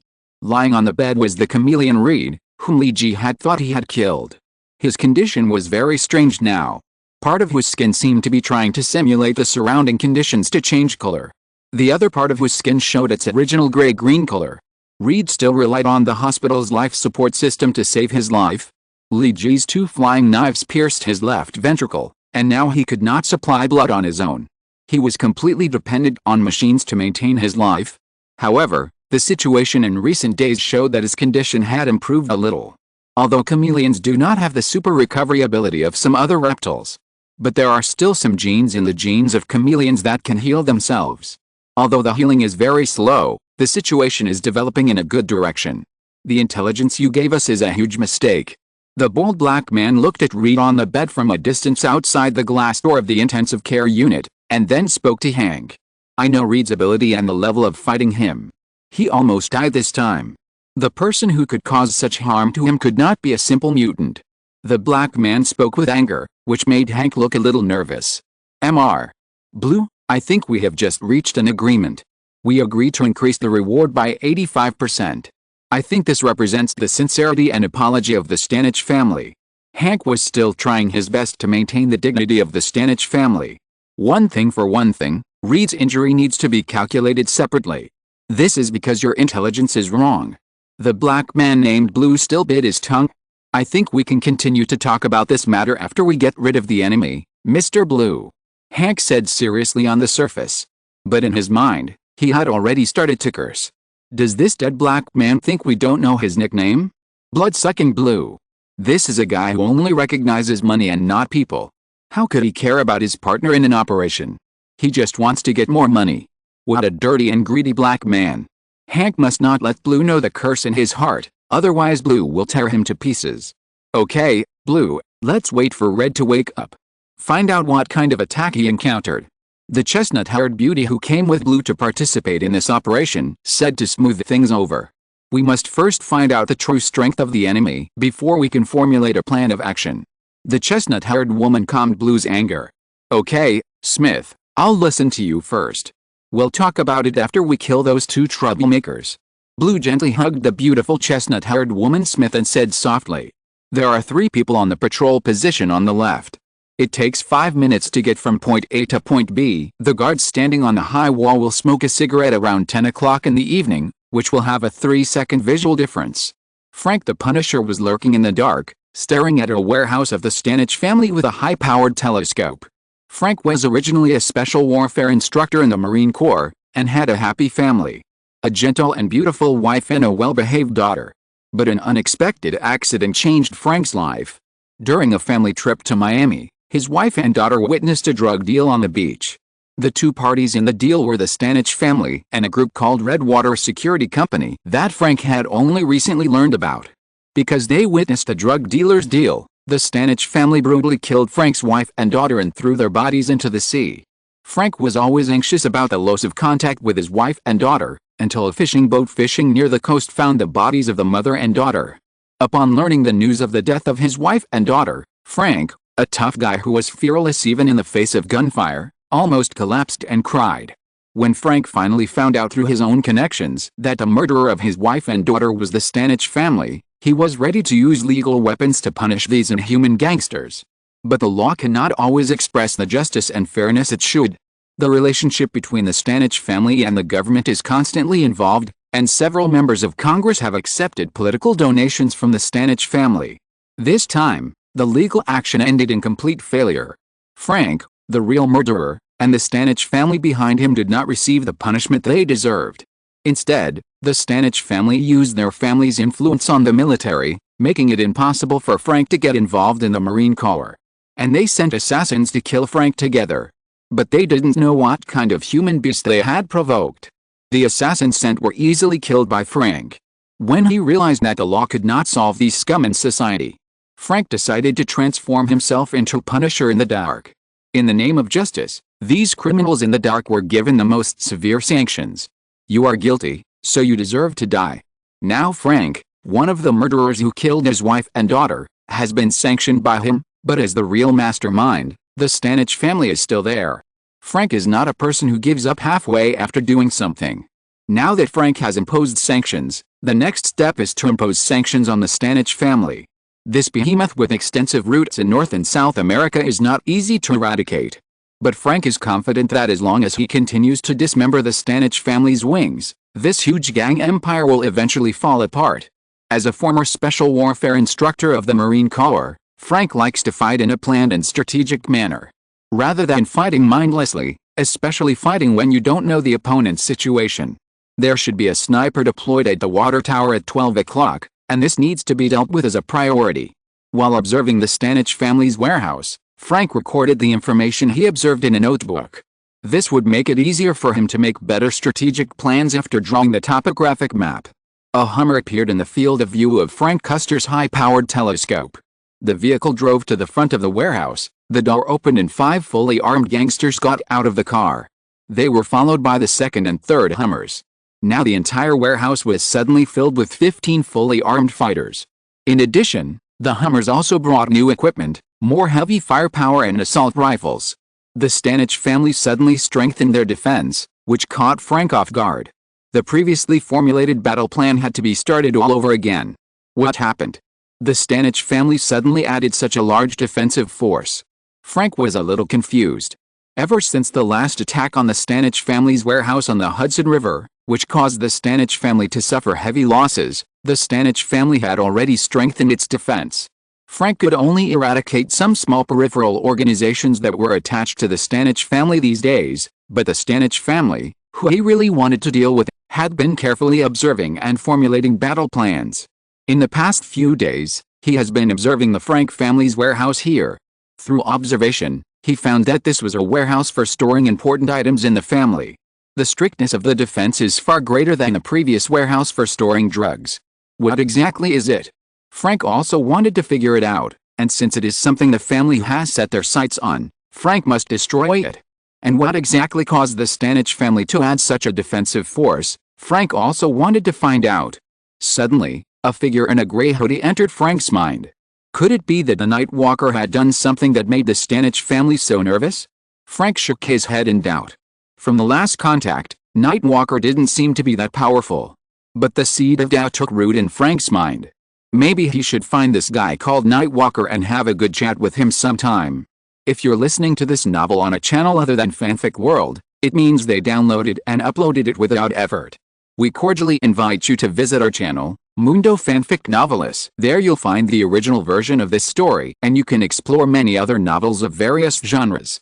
We're waiting for you to immerse yourself in a world of incredible novels. Chapter 35: The Changed Story. Ahoha! Are you finally willing to drive the food truck near the Osborne Group? Lee G's fast food truck opened for business at noon, and one of the customers was the slightly angry Gwen Stacy. It must be said that a beautiful woman is also very beautiful when angry, and standing next to Gwen is Peter Parker. This young man now goes to work with Gwen every day, and also accompanies the beautiful woman to have lunch. The two of them progressed very quickly. You promised to open the food truck near the Osborne Group, but you always open it on Wall Street. We have to run several blocks every time to find you. Miss Gwen was unhappy about Lee G's breach of trust. Oh, I'm sorry, Gwen. The neighborhood on this side of Osborne did not allow a random roadside business before, even for fast food trucks. Lee G said apologetically. There is a small rest plaza near Wall Street where you can park your car openly, so I can only operate there. If it weren't for the sheriff who patrolled this block who also fell in love with the burgers I made, I'm afraid I wouldn't have been able to get a permit to park my car in this block until now. Lee G shrugged and said that he couldn't be blamed for this, but only the police who drove him away. Okay, this explanation is reasonable. Give me 2 burgers quickly. I'm starving. Gwen looked really hungry and asked for 2 big burgers right away. Wow, aren't you afraid of getting fat if a girl eats so much? Gwen, you're a beauty and you need to keep in shape. Lee G looked at Gwen in disbelief. Gwen didn't touch high-calorie foods like burgers before. Before, Gwen had always ordered Chinese steamed buns on Li Ji's fast food truck. The steamed buns were steamed, and the fillings were not greasy, so they were very healthy foods. "Oh, don't say anything, Jason, I want 5 burgers. I feel like I'm dying." Peter next to him also said in a weak state of mind. Peter Parker is now a Superman in every sense. Even he looks like this. Li Ji is really curious. What happened in their laboratory? Wow, okay. Li Ji looked at the two and nodded and started to prepare hamburgers. What's wrong? You look like you are about to die. It's worse than dying. At 4 o'clock in the morning, Dr. Connors called and notified everyone in the cross-species genetics experiment team to rush to the laboratory. Peter said in a horrified tone as if he had discovered a murder. "The doctor is crazy. We have been working in the laboratory since 4 o'clock. Can you imagine? It's already 12:30 in the afternoon." Gwen continued to say what Peter said. "For 8.5 hours. We have been working and have not eaten or drunk anything. Speaking of water, can you give me and Gwen 2 large cups of Coke first? I suddenly found that my throat is so dry that it is about to smoke." Peter's voice was indeed a little hoarse. "Oh, okay, wait a minute." Li Ji filled 2 large cups of Coke in a large paper cup and handed them to Peter, looking at him and Gwen with a sympathetic look. "Why? Is Dr. Connors really crazy?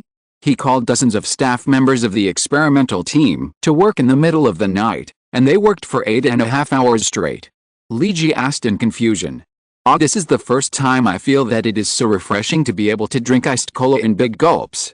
Peter did not answer Li Ji's question, but took a big sip of cola before he was ready to answer Li Ji. Because the first batch of cross-species genetic serum has been produced. Peter felt alive again after drinking the cola, and began to speak to Li Ji in an excited tone. "The first batch of serum has been produced, which has made our experimental plan a big step forward. We can start real-life experiments." Gwen was also excited when she mentioned this. "We got up in the middle of the night just for this, although it was very tiring. But the mood of the entire laboratory was very high." Peter said in an admiring tone. "Dr. Connors is about to change the world." "Wait, change the world? Sorry, you are talking about Dr. Connors?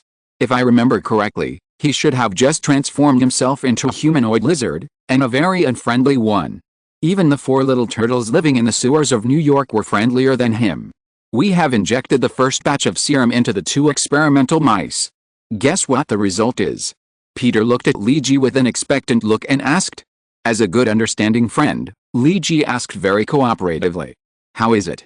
2 mice that lost 1 leg grew a new leg within a quarter of an hour after the injection of serum. Peter is very proud now, because he also contributed a lot to this experiment. After all, the new decay rate algorithm structure was proposed by him. We have been carefully observing the vital signs of the 2 mice. So far, the 2 mice are all normal. Because it is a self-grown limb, there will be no exclusion reaction like in ordinary transplant surgery. Gwen helped Peter finish the following words. "Wow, this could win the Nobel Prize in Medicine." Although Li Ji knew that this experiment would most likely fail, he still praised it. "Here, Peter, the burgers are ready. Send them to Gwen." While the 3 were talking, Li Ji finished making the 7 burgers the 2 had ordered and motioned Peter to come and get them. Smells so good. I'm so hungry now that I can eat a cow." Peter took the burger and handed Gwen's portion to her. Then he ate it without caring about his image. He was really too hungry. "Peter, I think you'd better work overtime these days," Li Ji suddenly said. "Why?" Peter asked in confusion. "There is a proverb in China, a journey of 100 miles begins with a single step." Li Ji said a Chinese proverb to Peter. It means that you participate in a marathon. Even if you have completed the first 99% of the distance, as long as you don't complete the remaining 1%, you still don't count as having completed the race. Li Ji explained the proverb in a way that Peter could understand. Just like when you do scientific experiments, even if a study is completed by 99.99%, as long as 0.01% is not completed, then your previous 99.99% of efforts will probably go to waste. Li Ji's words made Peter agree. Now your experiment has reached the most critical stage, and no mistakes can be made. Otherwise, Dr. Connor's efforts over the years and your efforts over the past month will all be in vain. Li Ji finished speaking his thoughts. "I think what Jason said makes a lot of sense. Gwen nodded in agreement after hearing Lee Ji's words. Peter, you are now Dr. Connor's most important assistant. I think you need to be more careful at this critical moment. If this experiment is successful, your name will definitely be attached to the doctor's thesis. At that time, it will be easy for you to apply for a full scholarship or even a special scholarship from New York University. Gwen said to Peter. And I think you don't like your hard work to fail at the last moment. Gwen's words made Peter more determined to work harder at the last moment. Peter finished his burger as quickly as possible and then said, Then Jason, I won't talk to you for now. You and Gwen are right. We must be cautious in every step at this moment. I'll go to the laboratory to continue observing the experimental readings. After saying this, Peter left quickly, leaving Gwen behind. He seems to have left you behind. Lee Ji frowned and said to Gwen with a smirk. Once he starts doing something, he is so serious. Gwen said nonchalantly, then ate a hamburger in her hand in 2 or 3 bites and caught up with Peter. Looking at the backs of the two people going away, looking at the towering Osborne building. Lee Ji hopes that his words can change the original plot. After all, Dr. Connors' intentions are good. If he can organize him to mutate into Dr. Lizard, maybe he can continue to develop new serums. Maybe one day a human world without weaknesses will really come. At that time, humans will get rid of the torture of illness and disability and create a brand new world. Lee Ji is also looking forward to the arrival of that day. At the end of August, the night wind in New York has a hint of coldness. New York is close to the coast, and even at night, there are many ships coming in and out of the New York docks. Sitting on the top of a tall building, Lee Ji looked out at the docks in New York from afar. Recently, it seems that not only he and Peter are very quiet, but also the Stanich family who he expected to be looking for him and Peter all over the world are quiet. It is abnormally quiet, and this abnormality makes the underground order in New York seem to have improved all of a sudden. This week, Brooklyn was in the media because there was no homicide in a whole week. The media across the country are crazy, as if the lack of homicide in Brooklyn is like the end of the United States. Looking at these newspaper reports, Lee Ji felt a toothache. They are all a group of guys who are afraid of chaos in the world. Whether on this side of the ocean or on the other side of the ocean, the media of the two countries, or the media of the world, are the same. It's getting harder and harder to find you now. Nightwalker. The voice suddenly came from behind Lee Ji, which scared Lee Ji into cold sweat, but after listening carefully, Lee Ji found that it seemed to be an acquaintance. Are you free? I think we need to talk. Punisher Frank sat down next to Lee Ji and said. About the Stanich family. Specially explain how Punisher Frank can find the protagonist, to avoid people complaining later. Frank's original setting is that he is good at hiding, tracking, infiltration, and intelligence gathering. The highest level of S.H.I.E.L.D. agents is level 9, and it is not without reason that Nick Fury rated Frank as a level 10 agent. Sometimes Frank's intelligence ability can be comparable to that of an entire organization. Today's 3 updates of 8,000 words. The author shamelessly asks for recommendations and collections from all the viewers. Thank you all. Chapter 36 Unforeseen Changes. Today there will be 3 updates. The second update will be around 1 to 2 p.m., and the third update will be around 8 p.m. Welcome to watch. I haven't formally introduced myself yet. You can call me Frank Custer. Frank stretched out his hand to Lee Ji and said, Hello Frank, I need to pay more attention to what happened last time, otherwise I might have died. You should continue to call me Nightwalker. Lee Ji said after shaking hands with Frank. Okay, Nightwalker. Have you had any conflicts with the Stanich family recently? Frank's eyes became a little sharp. Why do you ask that? Lee Ji frowned, not knowing what Frank meant by asking this question. I've been keeping an eye on a warehouse of the Stanich family recently. Frank turned his eyes to the direction of the dock area and stopped staring at Lee Ji. Their recent actions are a bit strange. For example, Lee Ji asked. For example, the intensity of their defense has increased by several levels now. Frank took out a pack of cigarettes and took out one to indicate to Lee Ji if he wanted it. Lee Ji shook his head and refused Frank's cigarette. Frank lit one for himself and continued. Do you know Redwater Security Company? This is a familiar name. Lee Ji and Peter were secretly shocked by the power of Redwater Security Company at that time. They could replace most of the police surveillance programs in Brooklyn. This is not something that an ordinary group can do. As a megacity, The area and population of one district in New York far exceed the area and population of many ordinary cities. I do know Redwater Security Company, and I also know that they replaced most of the surveillance programs in Brooklyn. Lee Ji did not hide this fact, because it would not be good for both of them to hide it at this time. He was also very curious about the origin of this mysterious Redwater Security Company. I didn't expect that they actually have such great power. Frank was silent for a moment after hearing Lee Ji's words. I investigated Redwater Security Company. It is a mercenary company under the name of Security. In the dark night, only the light of Frank's cigarette could be seen flickering faintly. The main business of their company is the mercenary business, including providing protection to other companies in the Middle East, or clearing terrorists near oil companies. Frank said lightly.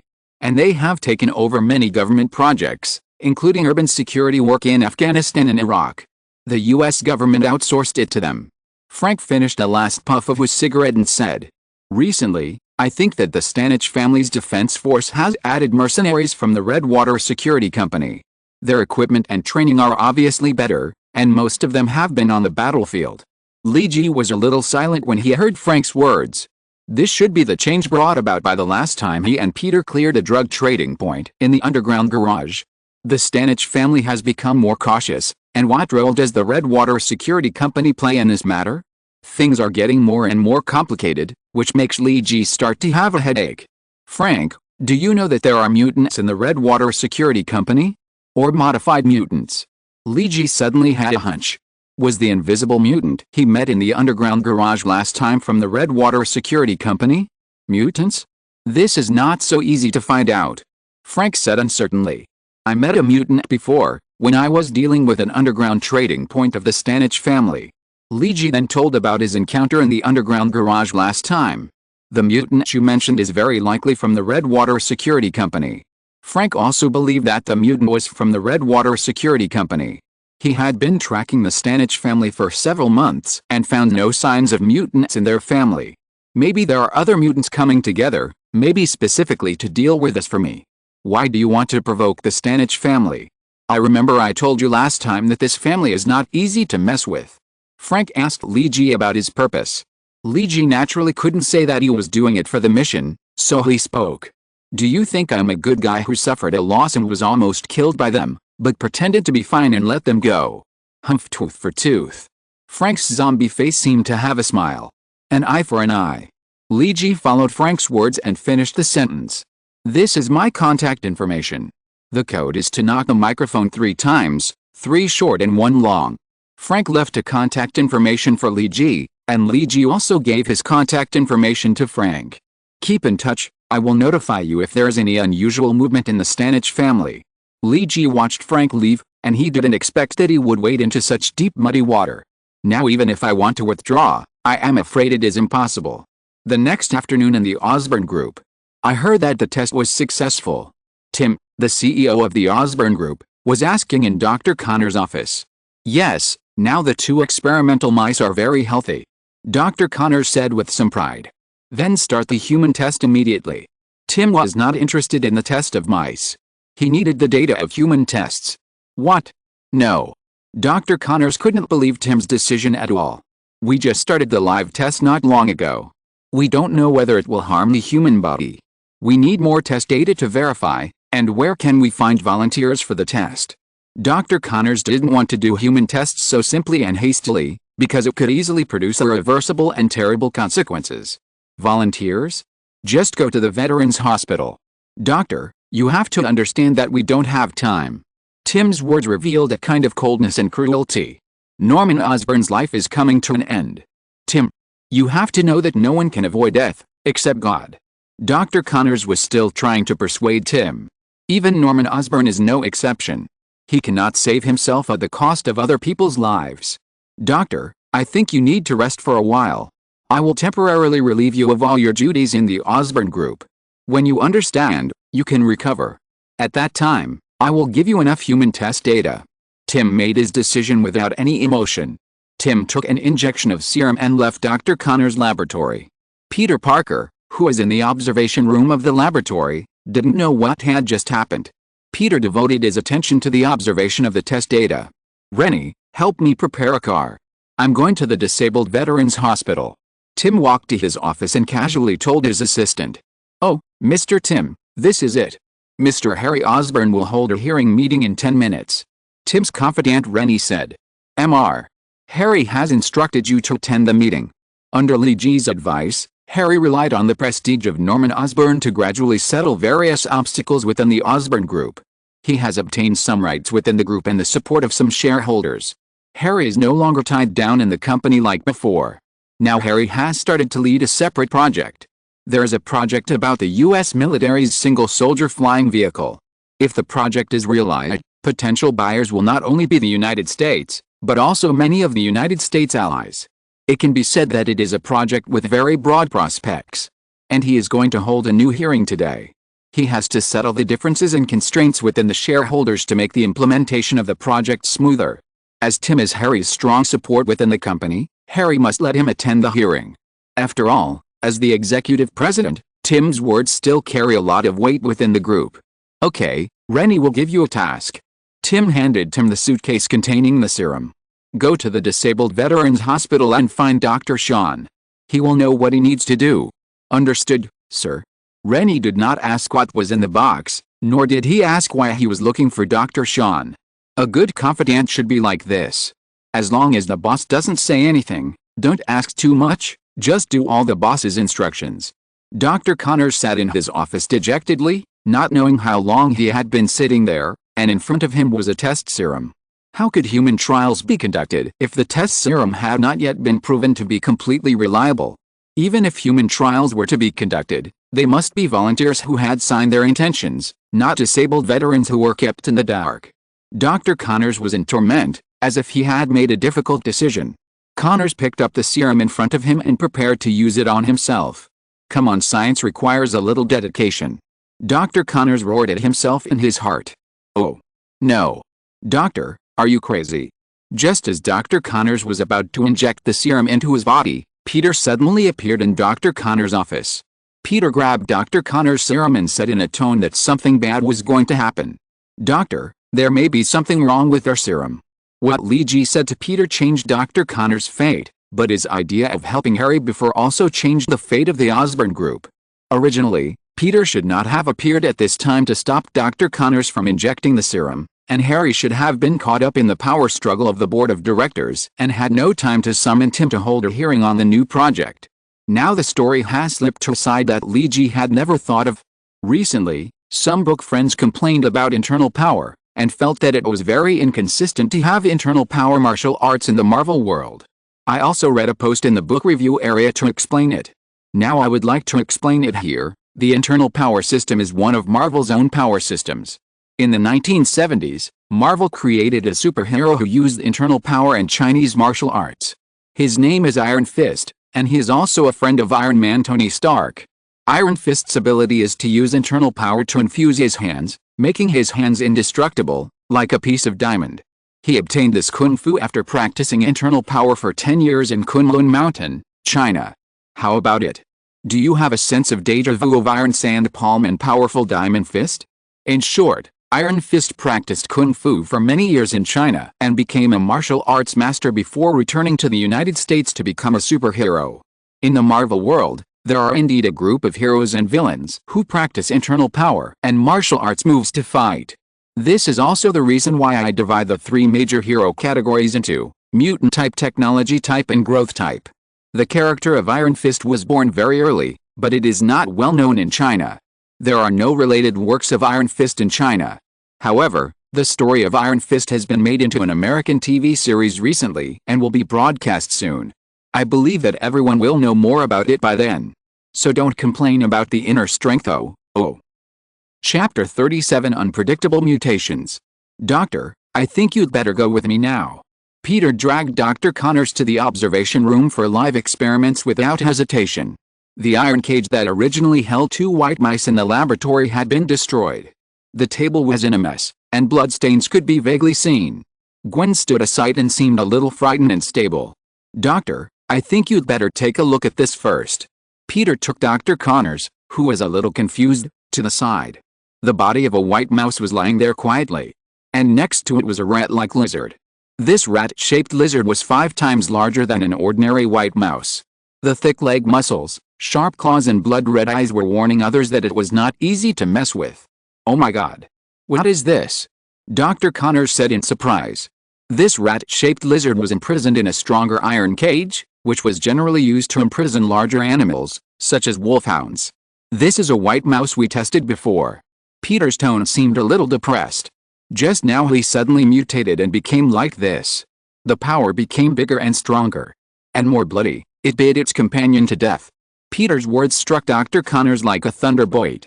"Doctor, I think our experiment failed." "Oh." Dr. Connors groaned softly, and suddenly he thought of the serum taken away by Tim. "Oh my God, I must stop him." "Stop what, doctor?" Peter didn't understand what Dr. Connors was talking about. "Tim, he took a serum and prepared to do human experiments."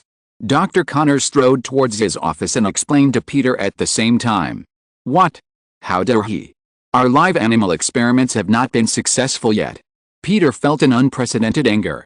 He was involved in this serum. If innocent people were killed because of this serum, then he was also responsible. "This is Dr. Connors, put me in Mr. Tim." Dr. Connors dialed the company's switchboard. "Sorry, Dr. Connors, Mr. Tim is in a board meeting and cannot answer your call at the moment." The person who answered the phone was Tim's secretary. "Tim hasn't left Osborne Building yet." Dr. Connors breathed a sigh of relief. "When will the meeting end?" "It's not clear, because the time of the hearing is not fixed. If you have something to do with Mr. Tim, I will call you back when Mr. Tim comes back." The secretary said. "Okay, thank you. Please let me know as soon as Tim comes back. Tell him that Dr. Connors has something very important to talk to him about."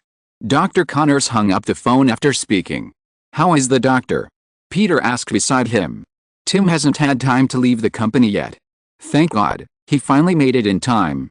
Dr. Connors and Peter both breathed a sigh of relief. But they didn't know that the dangerous serum was on its way to the disabled veterans hospital. In the private hospital of the Stanich family, Camille and Reed finally woke up today. Bruce and Smith, who got the news, came to the hospital.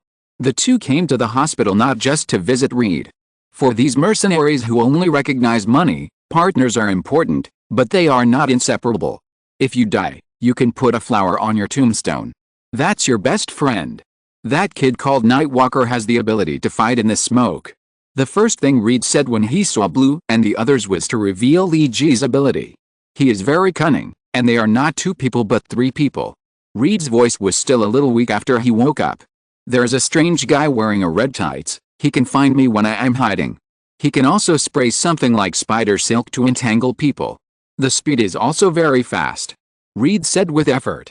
"And the most powerful one is the Nightwalker. He killed more than 30 good fighters with weapons alone. He is also very good at throwing knives and fighting skills. Ordinary mutants, even if they have strong power, may not be able to beat him. He seems to have undergone special training. He is a mutant warrior who has experienced hundreds of battles." Reed's last sentence was almost gnashed. After all, Reed almost died at the hands of Lee G. It is very hateful to say that Lee G is a battle-hardened warrior. And she was right to say that Lee G was a battle-hardened warrior. After all, he died so many times in the training space and gained a lot of combat experience. The only thing that is not true is that Lee G is not a mutant. Blue and Smith looked at each other silently, and both noticed the worry in each other's eyes. "It seems that the Stanich family needs to pay a little more." Blue touched his chin and said expressionlessly. "The Bronx in New York is known as the kitchen of hell.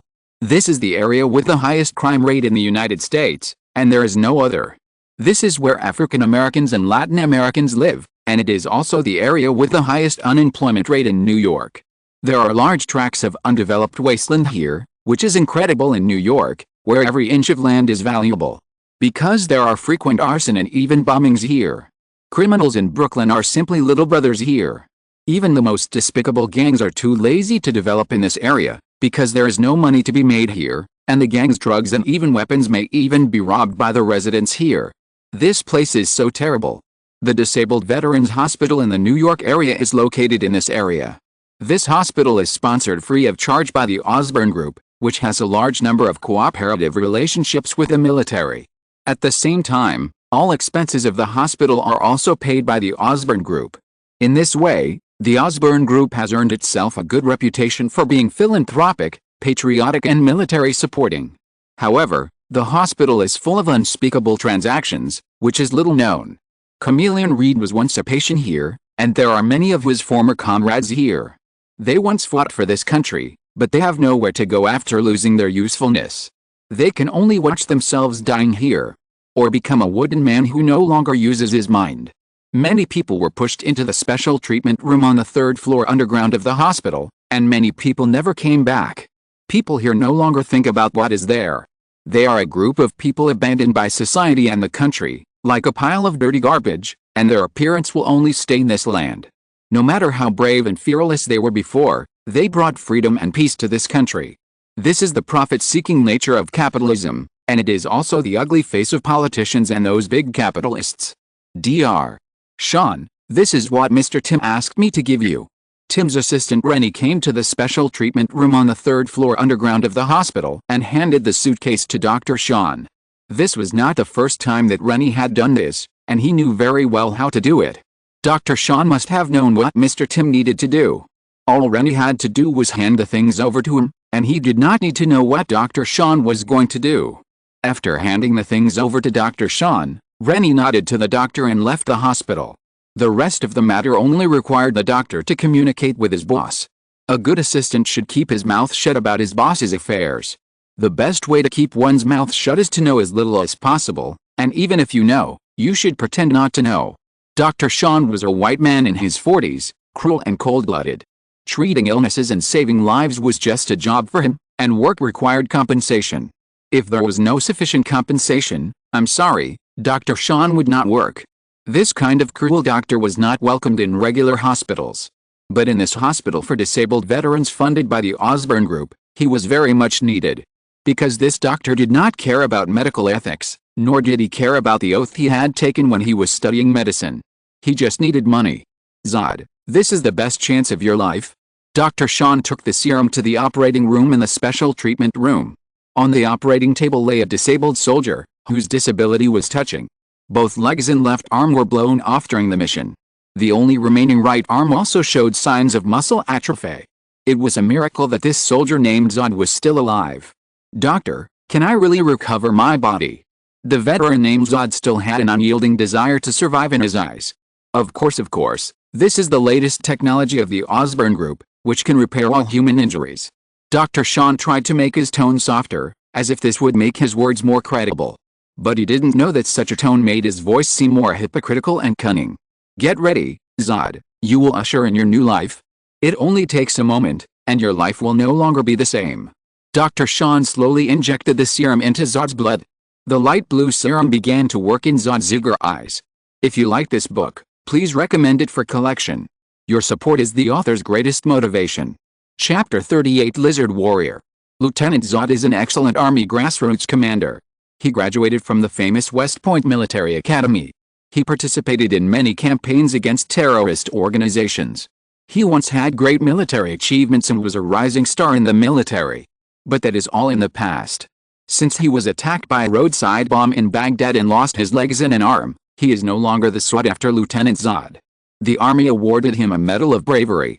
This bronze medal is produced in ZS City, Guangdong, China, and the cost of one is only 18 yuan. If the order volume of the US military is large enough, the Chinese manufacturer will also ship it directly to the Pentagon. The military used this 18 yuan medal to express Zod's contribution to the heroic fighting of the US military. Then he was like many of his injured companions. The government paid a pension and threw them into the disabled veterans hospital to let them fend for themselves. The once handsome, confident and charming Lieutenant Zod is dead. Now there is only Zod, who is like a walking corpse, waiting for death in a daze every day. Until today, Dr. Sean talked to him. The Osborn Group is going to test a new type of serum. There has been a breakthrough in animal experiments.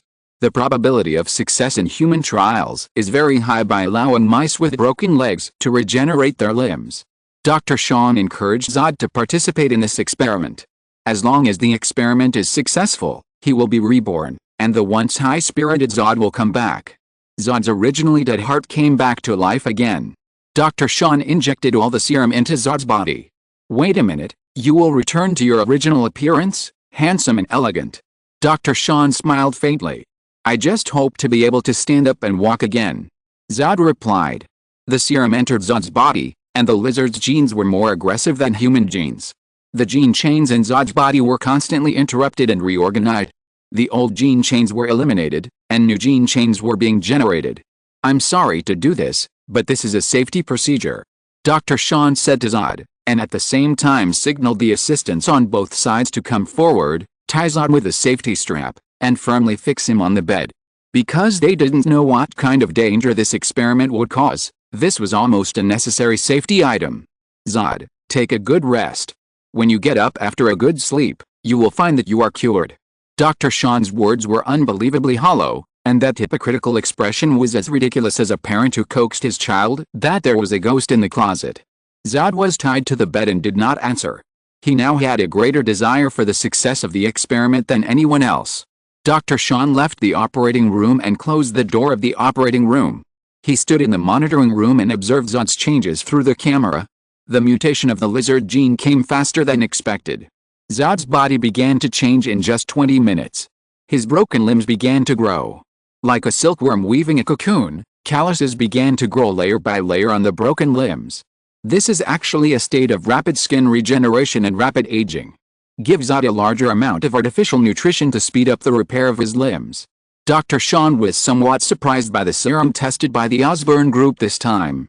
If this serum is really successful, it will change the world. He also had some expectations, so he increased Zod's nutritional supplements. After all, growing a broken limb is a consumption process. He is essentially consuming the energy and nutrients in his body to allow the growth of the broken limb to continue. Under Dr. Sean's order, the nutrient solution that was originally injected slowly into Zod began to speed up the injection speed. A large amount of nutrition replenished Zod's consumption, allowing his broken limbs to grow faster. And the one who felt everything most clearly was Zod himself. He felt that his originally broken limbs were growing rapidly. The growth of the limbs was accompanied by heart-wrenching pain, as if his bones were being smashed piece by piece and then piece by piece. But Zod gritted his teeth and endured it without a scream. Have you ever experienced despair? It is an experience more terrible than any pain, and it will make you unable to even die. Zod has been struggling in despair for a long time, and he wants to see his rebirth with his own eyes. He wanted to trample those who abandoned him under his feet.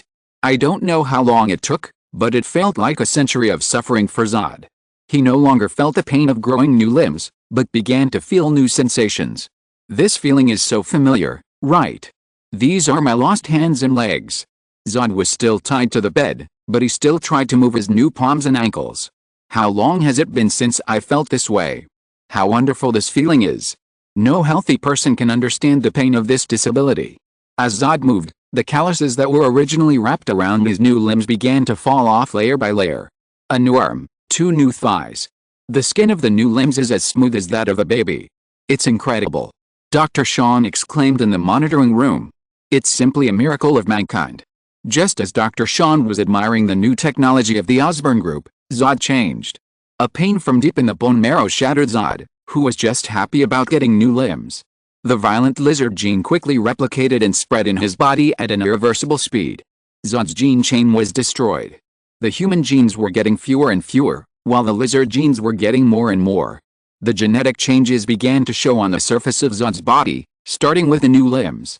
Zod's body began to turn green little by little. Then lizard-like scales began to attach to it, and his body began to swell, and his muscles grew like balloons. At this time, the machine that supplied nutrient solution to Zod was still working seriously. A large amount of nutrition was added to Zod's body, making his changes more drastic. His hands had turned into a pair of huge claws, and his original nails had become deadly weapons. And behind him was a 3-meter-long tail. The safety belts that tied Zod had all broken during the process of Zod's body swelling and growing. Damn it. It looks like the experiment failed. Call security and kill that monster, Dr. Sean said a little disappointedly. When 5 security guards holding Scar assault rifles came to the operating room, Zod had become a behemoth nearly 4 meters tall and weighing nearly 2 tons. This volume is almost the size of an adult Asian elephant. Damn it. What is this thing? The security captain cursed at the monster in front of him. Fire. Fire. Focus your firepower on its heart. Zod, who had mutated into a monster, had not completely lost his mind yet. The result of mutating into a humanoid lizard was not what he wanted. He wanted to be a human, not a monster. He felt that he had nowhere to vent his anger. Zod's eyes were getting redder and redder, and the part of the lizard gene that amplified anger and bestiality began to highlight its power. And what completely detonated this anger and bestiality was the guns in the hands of the security guards. With the order of the security captain, 5 Scar assault rifles began to attack Zod's torso, especially the heart. Zod, who had not yet reacted, was hit hard by the assault rifle at close range. The 5 Scar assault rifles formed a dense fire net. Zod felt the pain of the bullet hitting his body. As an excellent soldier, Zod knew the power of this rifle. He tried his best to dodge the bullet, but the operating room was only this big, and there was nowhere to hide under the fire net. After firing hundreds of bullets, the security captain saw the monster in front of him curled up into a ball, seemingly dead. He signaled his team members not to open fire. He slowly approached the monster with a gun in hand, wanting to see if the monster was dead or not. He didn't believe that anything could survive such intensive firepower.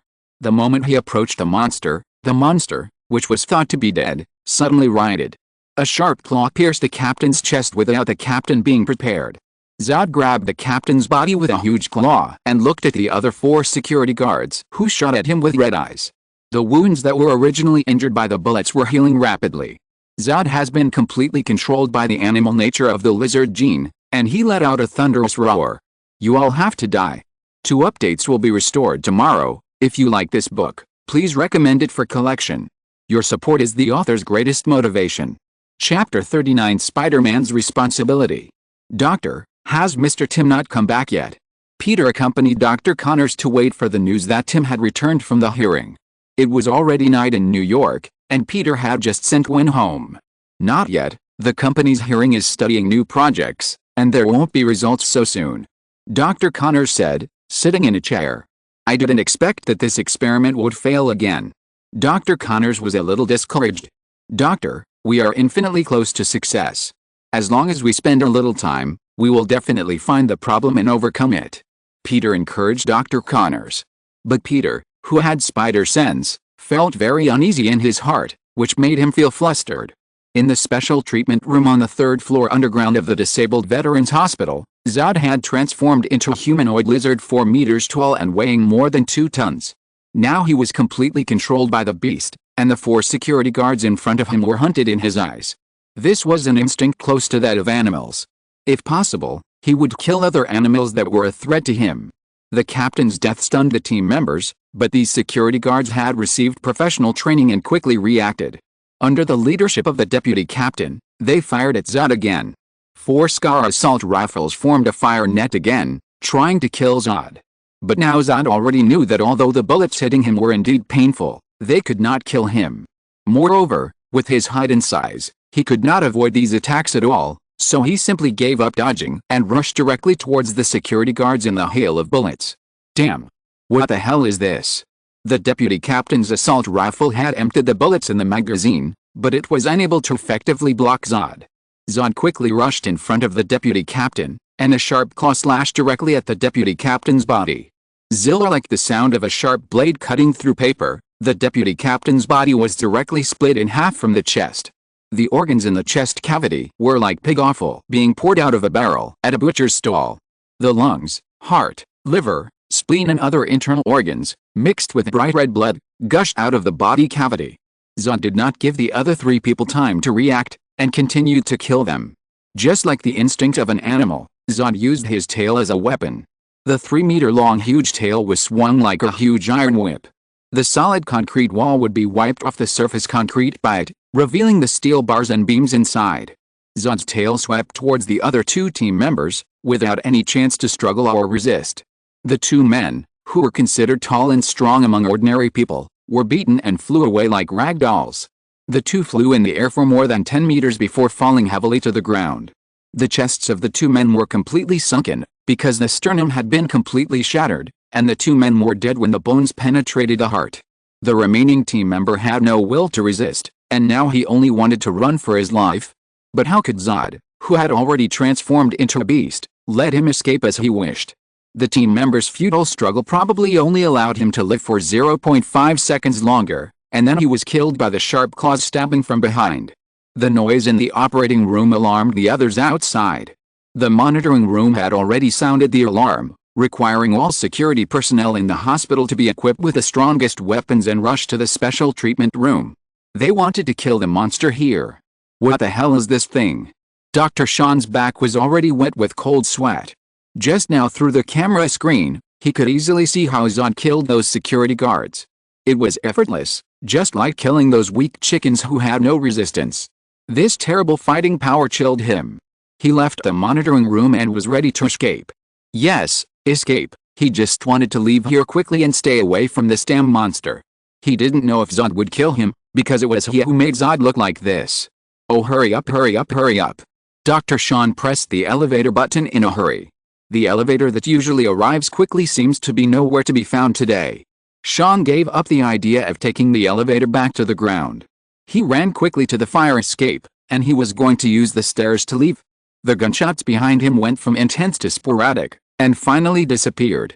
I don't know if the security guards have subdued this monster, or if they have all been killed by the monster. Sean didn't want to care about that anymore, he just wanted to run. He came to the parking lot and prepared to drive away, but because of nervousness and shaking hands, he dropped his car keys. Sean lay on the ground and tried hard to find the key he pointed to, and the key was a few meters in front of him. Sean was about to crawl over to pick up the key, but suddenly a green giant claw picked up the key before him. Are you looking for this, doctor? The voice sounded friendly, but Sean was scared.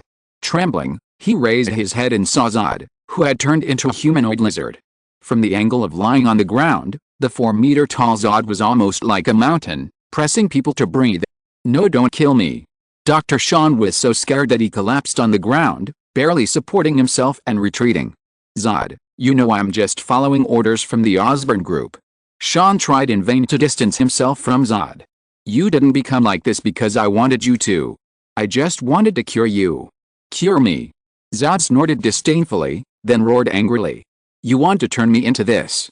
The huge sound almost caused Sean's ears to have temporary tinnitus. Zod, I believe that the Osborn group must have a way to cure you. At least you can no longer look like a ghost, and you can turn back into a human. Sean begged Zod. I promise, if you don't kill me, I will ask the company to treat you. Treatment? Haha, turn back into the poor Zod you were before. Zod said angrily. I'm tired of being that poor wretch. I'm so powerful now. Look, I only need 2 fingers to tear you apart.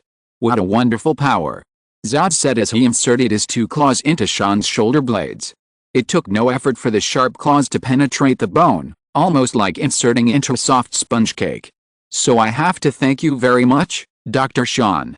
Zod brought Sean in front of him, and Sean could already see the sharp teeth in Zod's mouth. This made Sean almost faint. So my way of thanking you is to let you leave this dirty world and go to heaven to enjoy happiness. Of course, if you, a doctor who sells your soul for money, can go to heaven. Zod finished speaking, and gently crushed Sean's head with his other hand. Like a broken watermelon, bright red blood stained Zod's hands. Zod is still full of anger that he can't vent, and he needs a breakthrough. Who really made him like this? It was those officials in the Pentagon who were just sitting there doing nothing and treating the lives of soldiers as cold numbers. Zod still remembered the oath he took in front of the national flag. He vowed to fight to defend the country's territory and dignity and to protect the lives and freedom of the people. He kept his promise, but the federal government betrayed him. A bronze medal worth 18 yuan was enough to get rid of all his efforts. He wanted these people to pay the price. He wanted the federal government to bear the consequences for the wrongs they had done to him.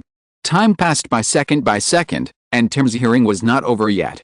Harry wanted to independently lead a big project, and the entire board of directors was full of arguments and compromises. Some old stubborn people on the board of directors did not want young Harry to be their helmsman. In their hearts, perhaps only they themselves were the most suitable to control this large group worth hundreds of billions of dollars. Peter and Dr. Connors were still waiting, but because they felt that the serum was still in Tim's hands, they thought that there was still room for recovery, as long as they were given a little more time to improve. Hi Gwen.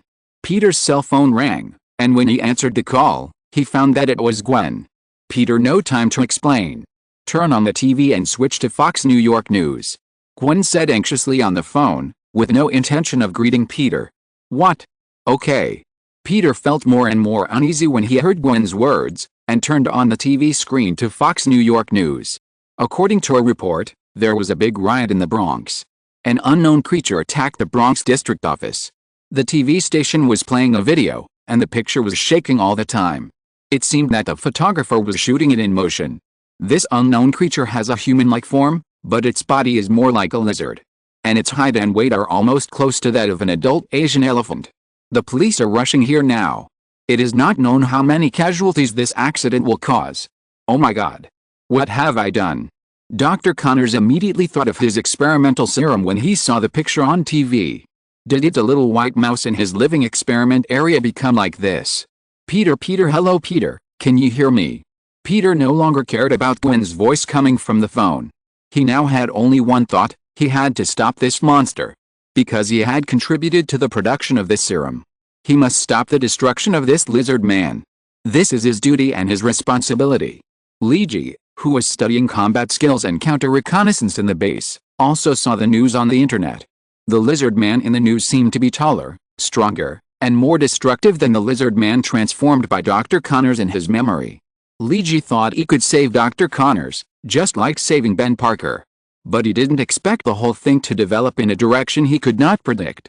Leji could only curse in a low voice. TMD, this world is a mess.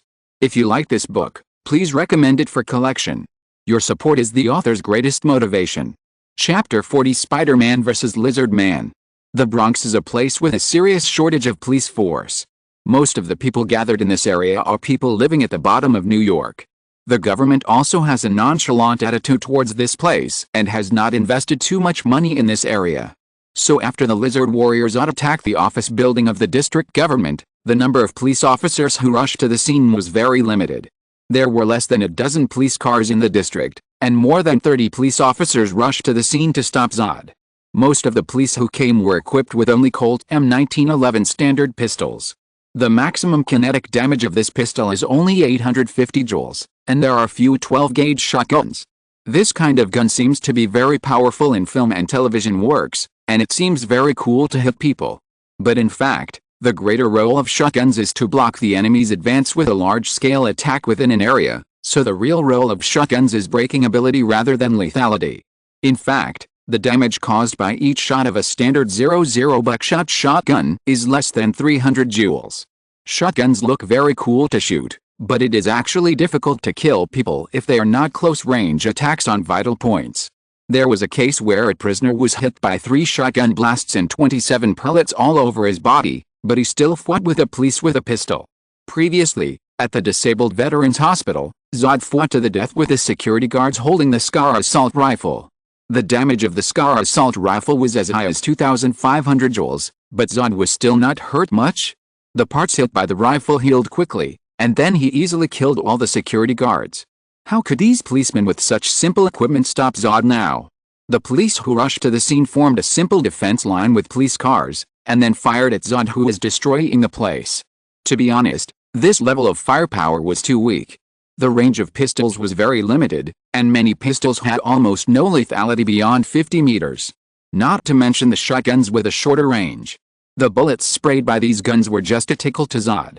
But this kind of shooting aroused Zod's anger. Don't expect a person whose mind is dominated by animal instinct to have much rationality. Zod doesn't care whether he kills innocent people or not. Bloodthirstiness is the primitive desire of every predator. Zod roared in the direction of the police. His voice now sounded more and more like a beast rather than a human. With a roar, Zod strode towards the police who shot him. Many people think that lizards move slowly, which is actually an illusion.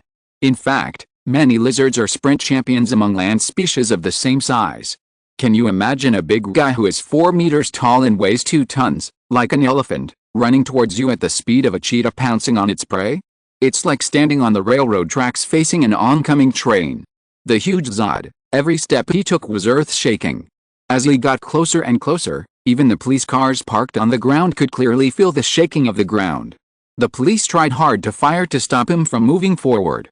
Almost everyone fired their pistols at the speed of assault rifles, but it didn't work at all. Everyone looked helplessly at Zod rushing towards a police car. If a big guy of this size hits at this speed, the police hiding behind the car will definitely have no hope of survival. The other police officers are already desperate, and many of them are shouting for the police behind the car to run away quickly. But perhaps because of excessive tension and fear, the legs of this police officer are as stiff as two pieces of wood, and he can't move at all. Some people close their eyes in despair, not daring to watch the next scene. "Stupid big guy. Look at this. Your father is here." A teasing voice came, and along with the voice came a huge stone. The stone seemed to weigh more than 300 kilograms, and it whistled like a cannonball and hit Zod's chest fiercely. It was Spider-Man Peter Parker who came to help at this critical moment. He just arrived and found that Zod was about to attack the police. Peter was ready to stop this green lizard monster. There were decorative stones on the lawn in front of the district government, about 300 kilograms. Peter's strength was now strong enough to move such weights relatively easily. Peter used spider silk to stick the stone, and then held the end of the spider silk and began to spin and swing the stone like a shot putter. When the centrifugal force generated by the rotation reached its highest point, Peter aimed at Zod and threw it out. A stone weighing about 300 kilograms, under the effect of centrifugal force acceleration, the impact force of the final throw can reach several tons. The huge stone hit Zod's chest, causing his original pace to slow down suddenly. Because the impact was too strong, he took several steps back and stumbled. Taking advantage of this gap, two policemen ran up and carried away the police officer who was already nervous and unable to move. Now everyone's eyes were on Peter. After continuous improvement in production, Peter's outfit finally became the Spider-Man style in Lee Ji's memory. Lee Ji was very glad at the time that the good Spider-Man finally did not become a weirdo. "Hey guys, I'm here to help, don't look at me like that. You know, our enemy is still there." Peter signaled the police not to focus on him now, because Zod still has fighting power. Sure enough, although he was hit by a big rock, Zod's abnormal recovery ability made him almost unharmed, and he stood up quickly. Now his hatred has been completely attracted to Peter. After all, the damage caused by Peter's attack is greater than those policemen's attack for a long time. "Damn little bug!" Zod shouted angrily. "Little bug? Are you talking about me?" Peter pretended to be innocent and pointed to his nose. "I think you look more like a bug." "Hey man, do you know herpetology? I think you look like a big reptile now." Spider-Man began to attack the enemy with his most powerful weapon, mouth cannon. "Let me guess what subject you are in. I guess you are not from the gecko family, because it would be difficult for you to stick yourself to the wall with suction cups with such a big body." Spider-Man said in a serious tone, and secretly gestured to other police officers to leave here quickly.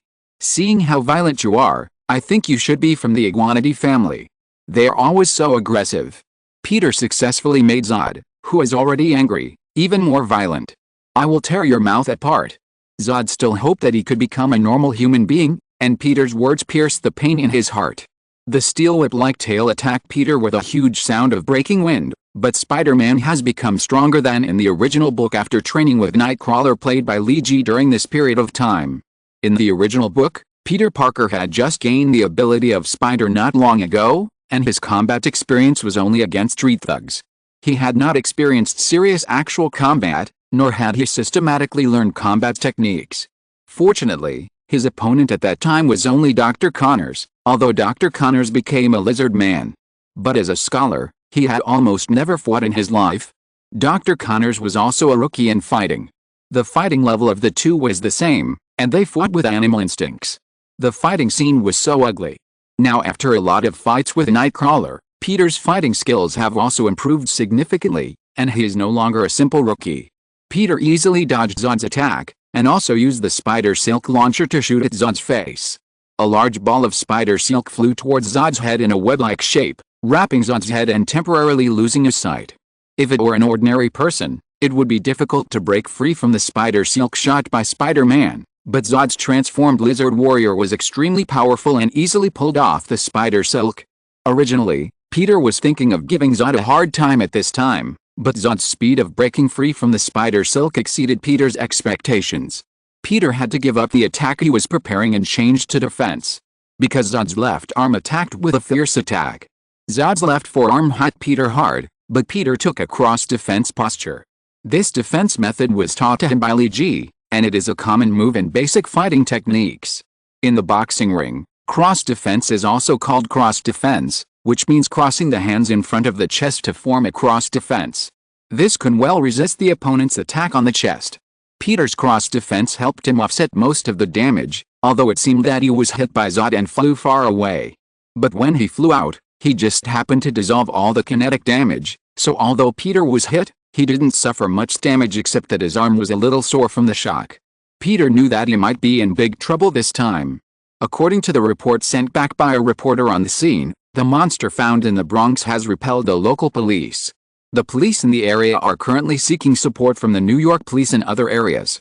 Lee G was still using a notebook to follow the changes in the situation in the base. He didn't want to get involved in this matter too early. This lizard man seemed much stronger than the original Dr. Lizard.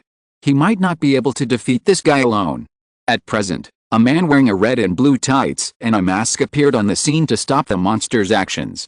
It seems that the man has temporarily prevented the situation from getting worse. A familiar figure appeared on the video screen. It was Peter Parker. Why did Peter come to the scene and fight with the lizard man at this time? Although Peter is much stronger now, Lee G doesn't think that the current Peter can defeat this lizard man. Without thinking about other things, Lee G sorted out his equipment and prepared to go to the Bronx. Peter is his good friend. He can't let Peter Parker die in the hands of a lizard.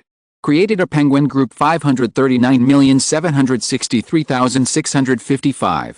Interested book friends can join in to discuss the story and make appropriate suggestions. You can also flood the book with nonsense. If you like this book, welcome to collect and recommend it. Your support is the author's greatest motivation. Chapter 41 The Night Walker arrives. Peter was knocked out by the lizard man. Although he did not suffer much damage, he had lost the initiative. Whether it is winning a battle or winning a war, the party that takes the initiative is always in a powerful position. The reversal of offense and defense in any situation will bring terrible consequences. Because offense is always more proactive than defense. As a top student who graduated from the West Point Military Academy, although Zod has now transformed into Lizard Man. But the combat knowledge he once learned is still deeply rooted in his mind. This is the instinct of a warrior, and it is also where he is much stronger than Dr. Lizard in the original book. Zod did not waste this initiative. He quickly caught up with Peter and chased him. Before Peter landed and stood firm, he felt the alarm brought by the spider's premonition. As if his body instinctively rolled back, Peter barely avoided Zod's claw attack. Zod's claws hit the grass, bringing out a handful of dirt. "Man, you will be fined for destroying the lawn." Peter was still free to talk when he was avoiding the attack. Zod is not a man who likes to talk much, and his answer is more simple and crude. Attacking Peter with faster speed and greater force. Peter used spider silk to quickly distance himself from Zod. Peter knew very well that he was no match for this big guy in terms of strength. He needed to fight with this guy from a farther distance. 2 balls of spider silk were fired from the spider silk launcher by Peter like rubber bullets. The direction of aiming was exactly Zod's eyes. If this big guy could be temporarily blinded, it would be easy to deal with him. It must be said that Peter's idea was good, but the result was not so easy to achieve. Peter's spider silk launcher was not powerful, because he dealt with ordinary criminals more often. In order to prevent people from being killed by mistake, the power and speed of the spider silk balls fired by the spider silk launcher were reduced. It was definitely enough to deal with ordinary people, but it was completely useless against this mutant Zod. Zod used his claws to block lightly in front of him, and the 2 balls of spider silk shot by Peter were completely blocked and useless. Now Peter can only use the method that he just used to stop Zod from attacking the police.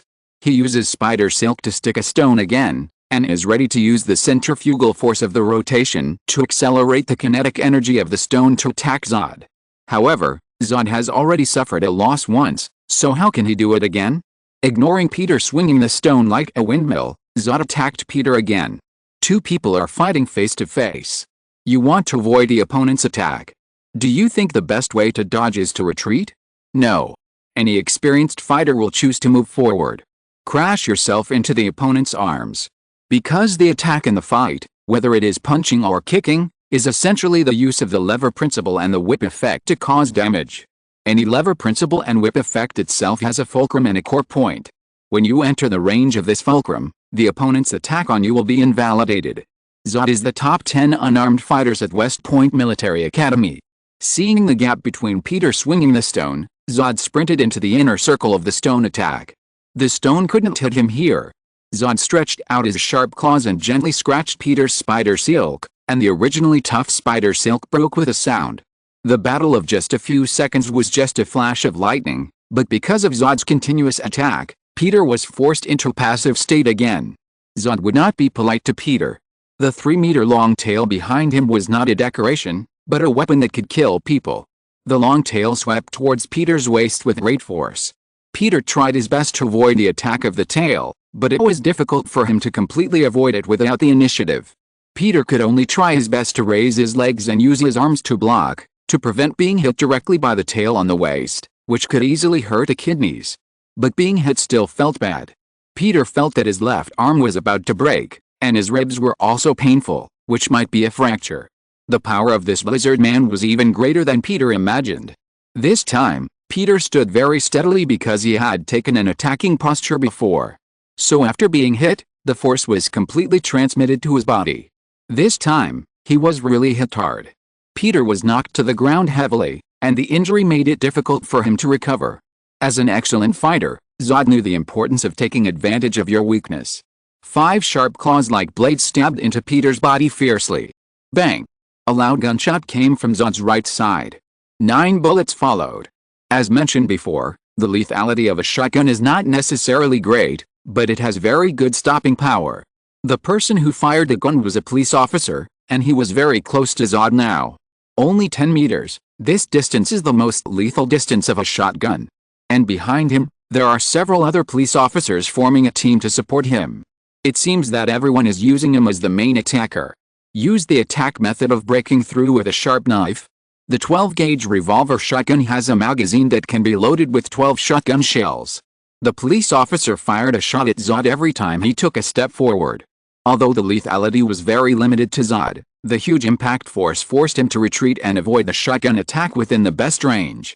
At this time, the other team members behind the main attacker quickly moved forward, carrying the injured Peter on their backs and preparing to leave here under the cover of the main attacker. Because of Peter's timely assistance before, these police officers survived and did not die under Zod's claws. They did not leave here at Peter's signal before, but stayed and waited for help. This time they returned the favor and rescued Peter, who was in trouble, from danger. Second supporting main attacker, come forward and replace. The main attacker in front only had the last 2 shotgun shells left, and he needed to reload them after shooting. Now he needed the second main attacker, who is responsible for support, to come forward and replace him. Only in this way could he barely stop the lizard warrior Zod. But Zod was also a battle-hardened soldier, and he knew the tactics of these policemen very well. How could he let these policemen carry out tactical rotations as they wished? He was hit just because he was caught off guard. Now that he was prepared, he would not let these policemen retreat easily. These people just shot him so many times, and he wanted to take revenge. Zod seized the gap between the policemen's tactical rotation and prepared to kill all these annoying guys in one fell swoop. The second main attacker only had time to fire a shot, and Zod had already killed him. The monster, like a hill, was very oppressive. The huge claws came with the sound of the wind. Ordinary people could not dodge at this speed. The policeman already felt that the god of death was calling him. A cold light flashed quickly and hit Zod's wrist like lightning. The death that the policeman expected did not come. Instead, Zod's claws were cut off at the wrist. Bright red blood flowed out like tap water. At this time, Zod realized what the cold light was. A sharp steel knife was deeply inserted into the ground, and not far away was the claw that was cut off by it. Li rushed to the scene at the last moment. When he found that Zod was about to kill Peter and the police officers, he threw the steel knife with increased damage directly. The sharp steel knife caused considerable damage, and Zod's claws were directly cut off. Moreover, the steel knife's inherent damage-increasing attribute made his recovery slow. Li was not going to be polite now. This lizard warrior looked much more difficult than the original Dr. Lizard. Li burst out his maximum speed and rushed towards Zod, who had not yet reacted, at a speed of 35 meters per second. Without learning special bare-handed moves, Li could only use the basic fighting technique of elbow attack to fiercely hit Zod. The arms infused with internal force were as hard as steel, and the impact brought by the speed knocked the 2-ton monster back several steps. But that was all. Without special DBUFF, This pure physical attack could hardly cause real damage to Zod. Li Ji picked up the steel knife with more damage, and looked at Zod, whose broken wrist was no longer bleeding. He had a feeling that this would be a tough battle. I have been addicted to writing recently, and forgot to thank the book friends who gave me rewards in the first 2 chapters. I am very sorry for this. I would like to especially thank the book friends, Kagui and Nitrogen Horse of all things too. What's wrong with the wood will I die without he books reject illusion. The Son of Light Fantasy Cheyenne Moon nickname is not a number pig god who reads books and other book friends for their rewards.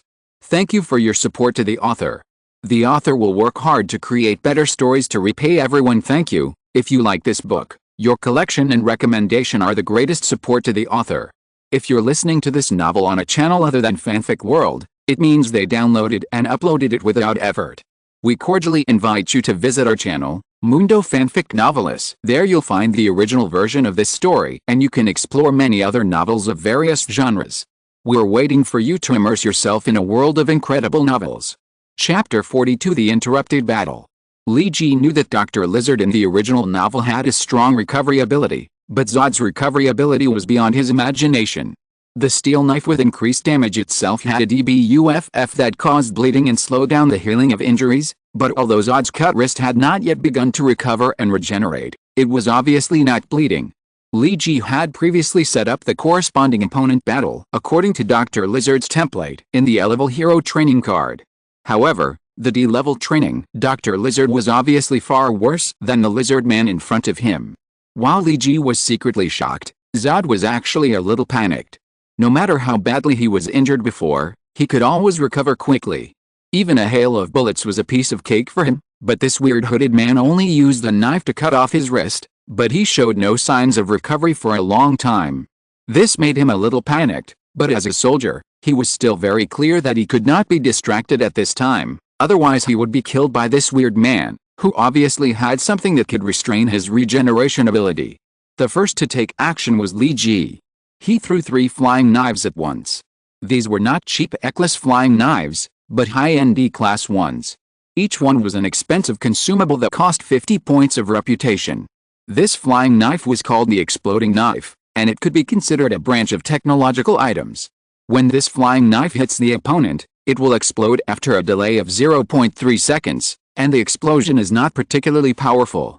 However, because it is a delayed explosion, this explosion often occurs when the flying knife has already penetrated the opponent's body. Because it is classified as a consumable, this technological item does not require exchanging drawings to make it yourself. Otherwise, those technological heroes would be in trouble. Even consumables have to be made by themselves. I really don't know whether they are heroes or workers. Zod had no experience with this kind of flying knife for the first time, and thought it was just an ordinary flying knife. Zod used his arm to protect the vital part of his head. In his opinion, this small flying knife could not cause much damage to him. After all, even the bullets of the assault rifle could not do anything to him. The flying knife infused with internal force was extremely fast and had strong penetrating power. It flew in front of Zod in an instant and pierced Zod's arm fiercely. If we only talk about the damage of the flying knife, Zod can really ignore it. This small flying knife with a length of only about 10 centimeters and a width of only 3 centimeters can't cause much damage to Zod at all. After all, Zod is now a behemoth with a height of 4 meters and a weight of 2 tons. This flying knife can't even penetrate his muscle layer. But Zod doesn't know that this small flying knife will explode. The 3 flying knives inserted into Zod's arm delayed for 0.3 seconds, and then exploded directly in Zod's body. Because the flying knife itself is relatively small, the explosives loaded in it are not powerful. But even so, 3 wounds with a diameter of more than 25 centimeters were left on Zod's arm. The shock wave generated by the explosion lifted off a lot of muscles on Zod's arm. This time it was really painful. Zod's left wrist was cut off by Li Ji, and his right hand was severely injured by the unexpected exploding flying knife. Both arms were seriously injured, especially the cut wrist, which recovered very slowly. It has been so long and only a little new growth has been made. In comparison, although the wound on the right hand is larger, the recovery speed is much faster. Li Ji took advantage of Zod's unpreparedness and hit Zod by surprise with the explosive flying knife. Now such a good attack opportunity, Li Ji will not give up in vain. With a flick of his left hand, 3 more flying knives shot out. This time Zod learned his lesson and dodged immediately when he saw Li Ji's arm move from a distance. In fact, these 3 flying knives are just ordinary level flying knives, with no other characteristics except sharpness. It is really good for dealing with ordinary people, but it seems that it is not lethal enough for Zod. After all, D-level flying knives are expensive, and Li Ji cannot use them unlimitedly. The first 3 flying knives thrown at the beginning were to catch Zod by surprise, and secondly to make Zod wary of such extremely lethal explosive flying knives. Now both goals have been achieved. It seems that the explosive flying knives still have a certain deterrent effect on Zod, making him dare not directly resist. Although the lizard's recovery ability is amazing, it consumes Zod's own energy and nutrition. Before, Dr. Sean injected a large amount of high-energy nutrient solution into Zod in the operating room, so Zod didn't feel anything. But now the nutrient solution accumulated in the body is almost consumed, and when Zod began to consume his own nutrient reserves, he began to feel bad. The previous large number of injuries and repairs made Zod consume a lot of energy and began to make him feel a little tired. Li Ji didn't care whether Zod was tired now. For him, he should seize every opportunity in the battle. When Zod dodged the flying knife, Li Ji took a step forward and rushed forward more than 10 meters. The steel knife in his hand used the move of breaking the wind 8 swords, and the sword light flashed and blood and flesh flew. The characteristic of breaking the wind 8 swords itself is fast, very fast.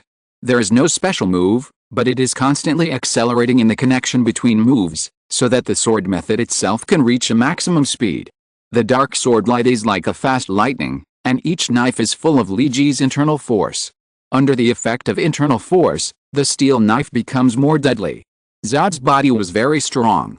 Every time Li Ji chopped him, it felt like he was chopped on a stone, making the attack very awkward. If it weren't for the fact that he now had the elementary inner strength of the perfect level, Li Ji would have lost control of his steel knife. Zod was more depressed than Li Ji. Li Ji was too sensitive to the chance of fighting. Zod was just dodging the flying knife and Li Ji caught a flaw. Now Li Ji's attack was like a tide, leaving Zod exhausted with defense and dodge. Moreover, the wound caused by the steel knife healed very slowly. Zod suspected that if he continued to defend like this, he would be chopped to death. Zod took several fierce chops from Li Ji and forced the switch between offense and defense. The arm that was still intact waved the huge animal claw to force Li Ji away. And then came the strong tail like a steel whip. Li Ji had to block the side of the steel knife on the left side where he was attacked. Li Ji had seen the scene of Peter being attacked just now. Being hit by this big tail was no joke. The tail hit Li Ji, but fortunately Li Ji fought with a steel knife. Then the impact of the tail made Li Ji fly back a long distance. He not only distanced himself from Zod, but also removed the damage caused by the impact. Zod wanted to attack, but this time Li Ji threw out 3 explosive flying knives without hesitation. Zod, who was coming towards him, had no way to avoid being stabbed by the 3 flying knives. Boom boom boom. 3 dull explosions exploded in Zod's body. This time the flying knives hit Zod's chest and abdomen. There are a lot of organs in the chest and abdomen. Although Zod has become a lizard warrior, his muscle thickness has reached a perverted level, and the explosion did not blow through his muscle layer. However, the shock caused by the explosion still caused some damage to him, which slowed down his pace. Just when Li Ji was about to pursue the victory, Peter's shout suddenly came from behind him. "Be careful." Then Li Ji felt a sound of breaking wind coming from behind his head. Without time to think, Li Ji rolled over to avoid the attack from behind. The sharp-eyed Li Ji found out what was attacking him, an arrow with 3 hooks. Li Ji didn't know what this thing was used for, but he soon understood. Because these arrows not only attacked him, but also shot more and more arrows at the lizard warrior Zod. When the arrows attacked Zod, a blue arc flashed. This kind of arrow is used for high-frequency discharge, instantly generating hundreds to tens of thousands of volts of discharge to subdue criminals. Li Ji turned around and took a look. There were many other policemen at the scene. These people were obviously not dressed like ordinary New York policemen. They were wearing black combat uniforms, Kevlar helmets, puncture-proof uniforms, and the words SWAT were printed on their chests. This is the famous Thunderbolt team. An expert force in urban street fighting, one of the most elite forces in the world in urban special operations and small-scale conflict operations. After all, this is New York. Although the efficiency of the police reinforcements is a bit slow, This is still one of the largest and most important cities in the United States. Peter, who was rescued by the police before, has woken up and is out of the control of the police and is heading towards Lee G. Lee G doesn't want to have a conflict with his SWAT team at this time. Especially at this time and in this place, it will not be easy for him to deal with dozens of fully armed SWAT teams. If he is caught, it will be a lot of fun. If he is lucky, he may be recruited by S.H.I.E.L.D. If he is unlucky, he will fall into the hands of Hydra or the military like General Stryker. And he doesn't believe that this mutant lizard man can withstand the attack of the Thunderbolt team. Unlike the police with simple equipment, the Thunderbolt team has all kinds of heavy firepower. Even if the lizard warrior's recovery ability is amazing, I believe it will be reduced to ashes under the high-intensity firepower attack. After all, he is just a lizard man who has mutated using mutant genes. It's not Wolverine and Deadpool, whose recovery ability has reached the abnormal level, nor is it the green fat man who can withstand various caliber artillery attacks without any damage. Lee G felt a little pity. This time, he caught the mutant lizard off guard. If he had given it some time, he might have been able to kill this guy. Unfortunately, the Thunderbolt team arrived at a critical moment. Lee G did not hesitate and exchanged many smoke props. Then he directly triggered and threw them to the vicinity, covering the surroundings in smoke, and then ran straight to Peter and took Peter away quickly. The first team is in the realm, and the second team brought thermal imagers. The Thunderbolt team is worthy of being the Thunderbolt team, fully equipped and well-trained. In just a few seconds, the two attack groups brought thermal imagers that can fight in the smoke under each other's cover. But a few seconds is enough for Lee G, enough to run a few hundred meters. And the mutant Zod has the eyes of a lizard, which can move in the smoke by thermal imaging. As a former soldier, he knew that he would definitely die if he confronted the Thunderbolt team now. In addition, the previous battles and destruction had already vented a lot of anger in his mind. Now Zod has become much more rational, so he took this opportunity to escape. When the Thunderbolt team was ready, the two guys who were fighting happily had escaped. Only a mess was left, and a beast claw chopped off by Lee G. Take this thing back. After waiting for the smoke to dissipate, the officer in charge of the operation returned empty-handed, but took the beast claw away. Thanks to the Buck Friends Light Son of Time Fantasy Sky Eye. What's the use of crossing without a harem? Fei Yun Fei and others for their rewards. Thank you very much for your support. If you like this book, please collect and recommend it. Your support is the author's greatest motivation. Chapter 43. The storm is coming. Oh gentle man, I'm a wounded soldier now. Peter Parker said in a low voice while lying on a simple table in the Nightcrawler's base. Peter was indeed injured when he was hit by Zod's tail. There were slight fractures in his arms and ribs.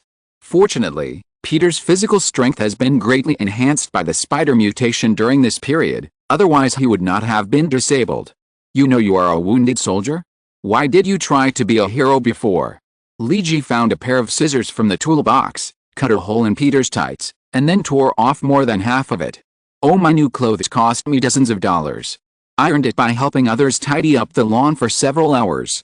Peter felt a little sorry for his battle suit because it was reimbursed. Shut up. I'll give you $100 later. Lee G said proudly, but why does this line sound a little familiar? Lee G checked Peter's wounds and found that there was basically no external injury. However, the internal injury was obvious, and there were large signs of subcutaneous bleeding on the entire side of the abdomen. And Peter would feel so much pain if he was touched a little.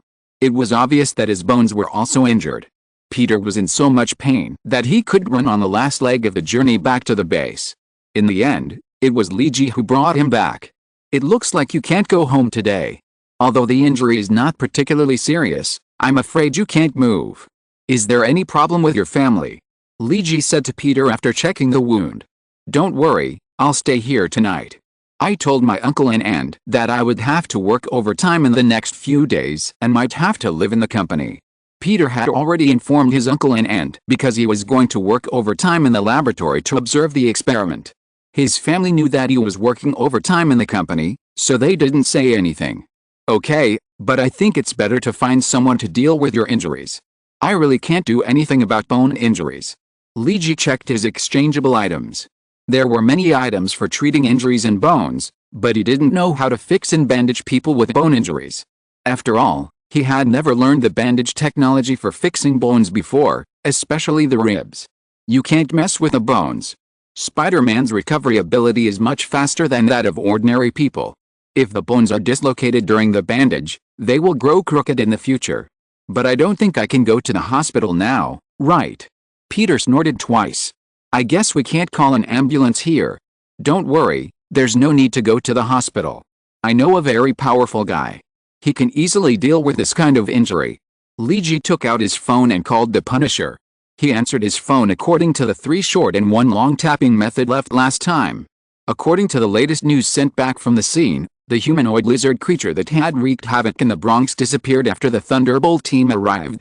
The 2 men who stopped the lizard man at the scene also left the scene. Fox New York News was reporting on the follow-up of the lizard warriors. Through the camera shooting, we can see that the one who stopped the lizard man was a man wearing a red and blue tights and a mask, and a man wearing a gray hoodie. Because the camera was too far away from the battle site, we were unable to capture more footage. A beautiful female news anchor was reporting the news on TV. Chameleon Reed has basically recovered now. The body recovery ability of the transformed mutant is very strong, especially Reed, who has the chameleon gene, which has a certain degree of accelerated recovery ability. Reed's teeth were almost broken when he saw the man in the gray hoodie on TV. The guy who almost killed him before was this guy. As for the other man in red and blue tights, Reed suspected that he was the guy who was dressed strangely and wore a bright red wrestling suit that day. The report in the news continued. According to our investigation, this lizard man first appeared in the Disabled Veterans Hospital. It is well known that the Disabled Veterans Hospital in New York City is sponsored by the Osborne Group for research. It is not clear what role the Osborne Group played in this incident. It is reported that the police have launched an investigation into the Osborne Group.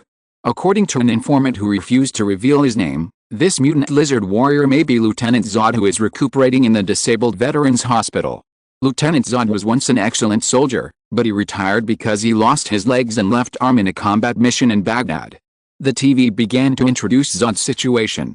Reed looked at Zod's familiar face on the TV screen and suddenly immersed himself in memories. It was not until Blue and Smith came to the hospital hand in hand that he interrupted his thoughts. Maybe we have new helpers, and the company may have a big guy back. What do you think? Reed said to the 2 with an unknown smile on his face. Doctor, this is the beast claw we harvested from the previous battle.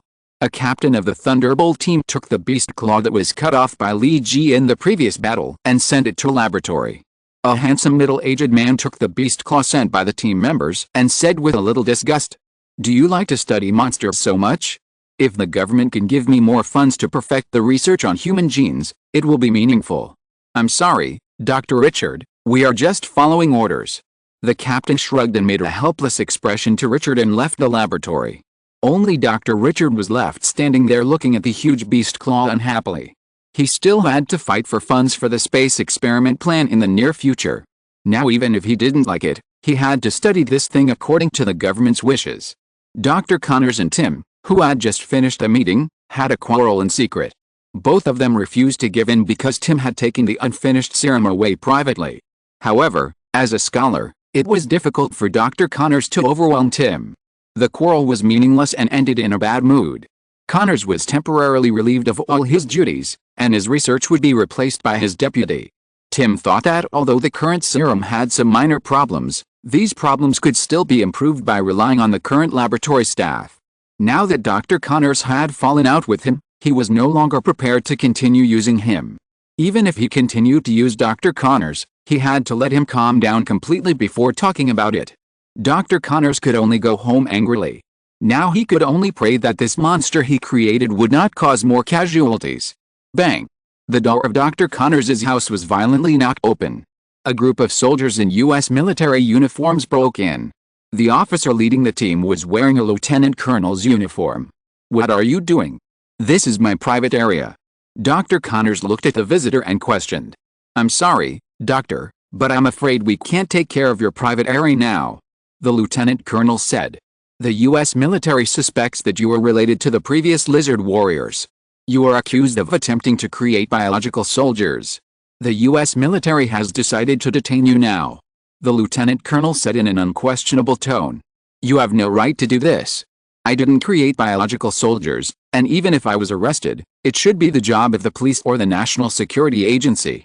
Dr. Connors quickly discovered the opponent's flaw. The military in the United States has no right to directly arrest civilians. Doctor, I hope you calm down. This is the decision of the Pentagon. The lieutenant colonel said in a cold tone, and waved his hand after he finished speaking. Two soldiers carried Dr. Connors to the military vehicle outside. Check the entire room and take away all the research materials. The lieutenant colonel ordered his soldiers. Li Ji's tiny intervention in this world has changed the direction of the story of the whole world. It is just a stone that stirs up 1,000 waves, and the storm is coming. Thanks to the book friend, whose nickname is not a number. I am back 123 for the reward. Thank you very much. If you like this book, please collect and recommend it. Your support is the author's greatest motivation. The update time of this book is generally around 8 o'clock in the morning and around 8 o'clock in the evening. Chapter 44. Two Lizards. It doesn't look like he's been seriously injured, just a fractured bone. Punisher Frank rushed to the Hudson River after receiving Li Ji's call. Li Ji led him to his secret base to see if Spider-Man Peter was seriously injured. I used a support frame to fix the position of his bones to prevent displacement. If he has good recovery ability, he will recover in a few days. Frank wrapped Spider-Man like a dumpling. Oh, thank you, man. My name is Spider-Man, you call me that. Peter was wrapped like a dumpling, and he stretched out his hands stiffly to shake hands with Frank. Frank Custer. Frank didn't give himself a nickname, and never used any method to cover his face. The name of the Punisher was given to him by his enemies. I saw the news before, and you guys made a lot of noise in the Bronx. What's the origin of that big lizard? Frank found a simple chair and sat down and asked. I don't know, but it's definitely not a good thing. It's said to have escaped from the hospital for disabled veterans. I don't know if it has anything to do with the Osborn group. Li Ji certainly knew that this thing was caused by the failed experiment of Connors and Peter, but now he could only pretend not to know. This thing is very troublesome, we have to stop him. After turning into a lizard, his bloodthirstiness and the dark anger in his heart will be infinitely magnified, which will cause a lot of damage and many innocent people will be injured. Peter continued. How do you know that he will become more bloodthirsty and angry after turning into a lizard? Frank looked at Peter with a suspicious look. A qualified intelligence officer can always find doubts in the other party's unintentional words. Because when I went to the Osborn group to purchase spider silk before, I accidentally heard them talking about the new project they were developing, which is this lizard serum, and the side effect is this. Peter's response this time was quite fast, at least this lie was self-consistent. However, this level of lies is still not enough to deceive Frank, but Frank has no intention of pursuing it now. After all, everyone has secrets that they don't want to be discovered. As long as he has justice in his heart, he doesn't want to pursue some details. Where did you find this little guy? Is he an adult? Frank suddenly turned to Li Ji and asked. I picked him up from the garbage dump. As for adult, I think he should be an adult, but this Spider-Man looks childish. I usually don't hire child labor. Li Ji was looking for food from the box where he stored food and drinks. Hey, I didn't pick it up from the garbage dump. And I clearly told you, Uncle, that I am an adult. Spider-Man protested angrily. Okay, great Spider-Man, eat something first. Li Ji threw a bottle of milk and 2 bags of cheese bread to Peter. Li Ji and Frank had beer, sausages, a bottle of Mexican peppers, a whole slice of cheese and toast. After fighting for so long and running so far tonight, Li Ji really felt hungry. Hey. This is not fair. Why can I only drink milk and eat cheese bread? This is something only elementary school students eat. Peter protested. Compared to the two people who were eating sausages with beer and peppers, the midnight snack in front of Peter was just like a baby meal. The patient cannot eat spicy and greasy food. And even if you have a passport, I think you are definitely not of legal drinking age. Li Ji bluntly rejected Peter's request to eat sausages and drink beer. The legal drinking age in the United States is 21 years old. For Peter's healthy growth, Li Ji decided not to let him get involved in alcoholic beverages too early. Then Li Ji and Frank, who are only 17 years old, clinked the bottles and drank half of the beer in one gulp. While Li Ji and the other two were eating and drinking in the secret base, the lizard warrior Zod was hiding in a corner licking his wounds alone. The parts injured by Li Ji have begun to recover, and the claws that were cut off are also growing again. The recovery at the cost of consuming a lot of his own energy makes Zod feel hungry and tired now. But he dare not go out to find food now. His current body size is too obvious, and he will be discovered as soon as he goes out. Zod is hiding in an abandoned dam building. Because a larger dam was built upstream of the river, this dam that originally supplied electricity to the surrounding areas of New York was abandoned. It has been abandoned for more than 10 years. Zod discovered this dam when he was studying. At that time, this was the place where he and his friends secretly gathered. Many precious memories were left here, and it is now the only place where Zod can feel safe. Zod. Zod. Are you there? Just when Zod was tortured by hunger and fatigue, a voice suddenly came. This voice seemed familiar, but Zod didn't dare to confirm whether it was the person he was familiar with. Now he has become a monster and no longer believes in other normal humans. Zod immediately found a place to hide, and secretly looked at the direction where the voice came from with his eyes with thermal imaging ability. There was a figure in that place, and it was getting closer and closer. Zod. It's me. I'm Reed. I'm here to help you. The person who came was the chameleon Reed. Zod and Reed were good friends when they were studying, and they both joined the army one after another. Zod graduated from West Point Military Academy and was a grassroots commander in the army as a platoon leader, while Reed was an ordinary young man who was recruited into the army. After joining the army, he was assigned to Zod's men.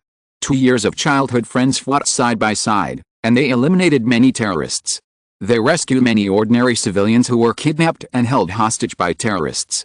The two of them strictly abided by military discipline, and they remained clean even in the chaotic Middle East where a piece of chocolate could be exchanged for a girl's virginity. Because of their leading role, a platoon under Zod became the most brave and well-mannered unit of the local U.S. military. The two had imagined ending the war together so that the local people could live in peace.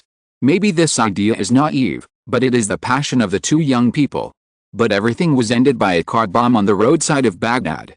Zod's platoon went out to perform a mission and was attacked by a car bomb. Only Zod and Reed survived by chance out of the 15 people in the platoon. The remaining 13 people all returned to heaven, leaving with their ideals and regrets. The living Reed and Zod also became disabled, and both were ruthlessly abandoned by the government. How passionate a person was, how angry he would be after he turned evil. Reed and Zod were both disappointed with the government, and this disappointment finally turned into immense anger. So Reed participated in the company's transformation plan without hesitation, so Zod agreed to Dr. Sean's human experiment. They all longed for the day when they had the power to retaliate against this unscrupulous government. Zod, who was hiding in the dark, heard Reed's cry, but he still didn't dare to show up. It has been 3 years since Reed left the disabled veterans hospital. He was not sure whether Reed was an enemy or a friend now. Listen, Zod. I watch the TV news and I know what you are like now. I am here to help you. I am your best friend. Please believe me. Reed didn't have eyes with thermal imaging and couldn't find Zod on the dark, so he could only shout to the empty room. Reed, leave here. I can't guarantee that I won't hurt you. Do you know what I look like now? Zod finally chose to persuade Reed to leave. Only reason made him not want to hurt his friend. Zod. You are here, come with me. I can help you. Don't worry about hurting me. I am the same as you now. Reed heard Zod's voice and said a little excitedly. Reed unbuttoned his shirt, revealing his gray-green skin and fine scales, just like a lizard. Zod walked out of the darkness with surprise, staring at Reed, who was transformed into a lizard like himself. If you like this book, please recommend it to your collection. Your support is the author's greatest motivation. Chapter 45 Warehouse and Food. The host changed the fate of the original lizard Dr. Connors and created a more powerful lizard warrior. The system issued a new task to eliminate the lizard warrior. A set of random D-level martial arts will be rewarded. Lee Ji felt a toothache. His original idea was to change the fate of Dr. Connors. At least the original intention of this doctor was to benefit human society. But he didn't expect that he would create a more powerful lizard warrior by mistake. The mess he accidentally made still had to be cleaned up by himself. After 3 days of rest, the little spider Peter Parker's injuries have basically recovered. Spider-Man still has the gene to speed up the recovery of injuries. Today, Peter brought 2 news to Lee Ji. One is that the serum that cracks the lizard warrior has been produced. After all, this serum is participated in by the little spider throughout the process. The antidote of the serum can be obtained through the reversal experiment. The other is that Dr. Connors was dismissed, and Peter went to Dr. Connors' house but did not find Dr. Connors. This made Lee Ji, who has already a little headache, Even more headache. Sure enough, I should still follow the various Marvel novels I read in my previous life, not changing the plot and just following the plot, being a prophetic charlatan. Now even if Lee Ji wants to follow the plot, it may not work. The butterfly's wings have been flapping, and the hurricane is beginning to form. Now there are 3 tasks in front of Lee Ji. One is to guide Spider-Man on the right track, which is estimated to be completed soon. The other is to deal with the Lizard Warrior. Lee Ji suspects that the task of solving the Lizard Warrior and guiding Spider-Man on the right track are actually intertwined. If Spider-Man wants to complete the task of getting on the right track, he probably has to deal with the Lizard Warrior. The last one is also the most troublesome for Lee Ji, the task of fighting the Stanich family. The task of destroying the underground trading point of the Stanich family is considered simple.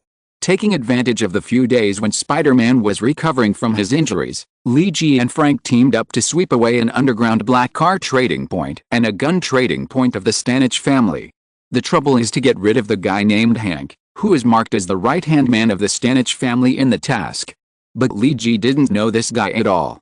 He probably wouldn't even know if someone walked by him, let alone get rid of him. What's more troublesome is to stop illegal transactions of more than $100 million. The underground trading points that have been cleared in the past few days and the drug trafficking transactions that have been stopped before only add up to $10 million. There's still a full $90 million to the task. Thinking of this, Lee Ji not only has a toothache, but now even his cheeks hurt. Lee Ji now asks Frank to get intelligence, whether it is from the Stanich family or the Lizard Warriors. Now Spider-Man, Nightcrawler, and Punisher have formed their own team. Lee Ji's secret base is well located. Frank has moved some of his equipment here, and has also arranged security and monitoring equipment in the entire sewer. Frank's arrangement made Lee Ji and Peter know what professionalism is. Under Frank's arrangement, the security level of the entire secret base has increased several times. Frank was drinking beer, Lee Ji was drinking coffee, and Peter was drinking milk. They were sitting in the newly arranged base, looking at a new map of New York. This map was provided by Frank, and it is clearer than any New York map available on the market. The printing level has reached the micron level, which is a true ultra-high-definition military map and also Frank's personal collection. Not only does it clearly mark every block in New York, but it also marks the underground rivers and sewers in New York. There is also a matching contour map, which can clearly show the complete topography of the entire urban area of New York. Now Frank is drinking beer while talking to Lee Ji and Peter about the intelligence he has recently discovered. After all, when it comes to intelligence collection capabilities, Lee Ji plus Peter multiplied by 10 is not as good as Frank alone. I recently discovered several suspicious places in New York.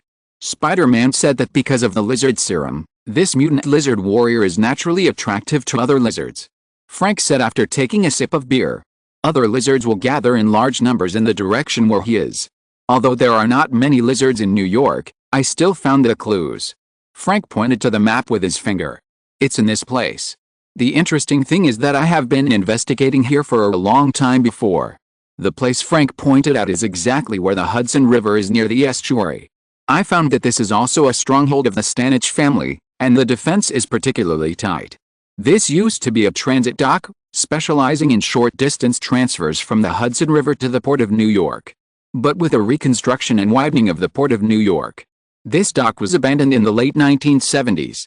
Because it is far away from the city and there are no jobs nearby without a dock, this dock area was abandoned, and decades later it became deserted. Lee Ji and Peter stared at the map for a long time, and then the three of them looked at each other. The story is getting more and more interesting now. Lee Ji touched his chin and thought. Just as Lee Ji and the other two were holding their own action meeting, the Stanich family warehouse on the other side of the Hudson River was welcoming a special guest. Mr. Deacon, the quantity of goods this time should meet your requirements. A member of the Stanich family with a middle-parted hair bowed to a handsome young man with blonde hair. The quantity is one thing, but as food, they stink too much. The handsome man had just finished checking the goods in the warehouse and was covering his nose with his handkerchief, as if the stink just now was still in the air. Mr. Deacon, it's hard to find goods now. The government's inspections are getting stricter and stricter. We can only find enough goods from foreign countries to provide you. The middle-parted man was always cautious, fearing that he would annoy the other party. But I need some better food to provide to the nobles. The nobles want food that is clean and pure. The handsome Deacon didn't pay much attention to the other party's complaints. Don't forget that we paid, you know the consequences of not meeting our requirements. The middle-parted man's face was full of bitterness. It was very troublesome to do business with these people. No one in the family wanted to take over. Although you can make a lot of money, as long as you make the other party unhappy, you will definitely experience pain worse than death. And when will you deliver that thing? Deacon asked. We have reached an agreement with the company. As long as you deliver the remaining money and goods to the company will deliver the things immediately. The middle-parted man continued to speak humbly. We can guarantee that when we pick up the goods, our people will leave the scene, leaving only your party and a few guards from the company.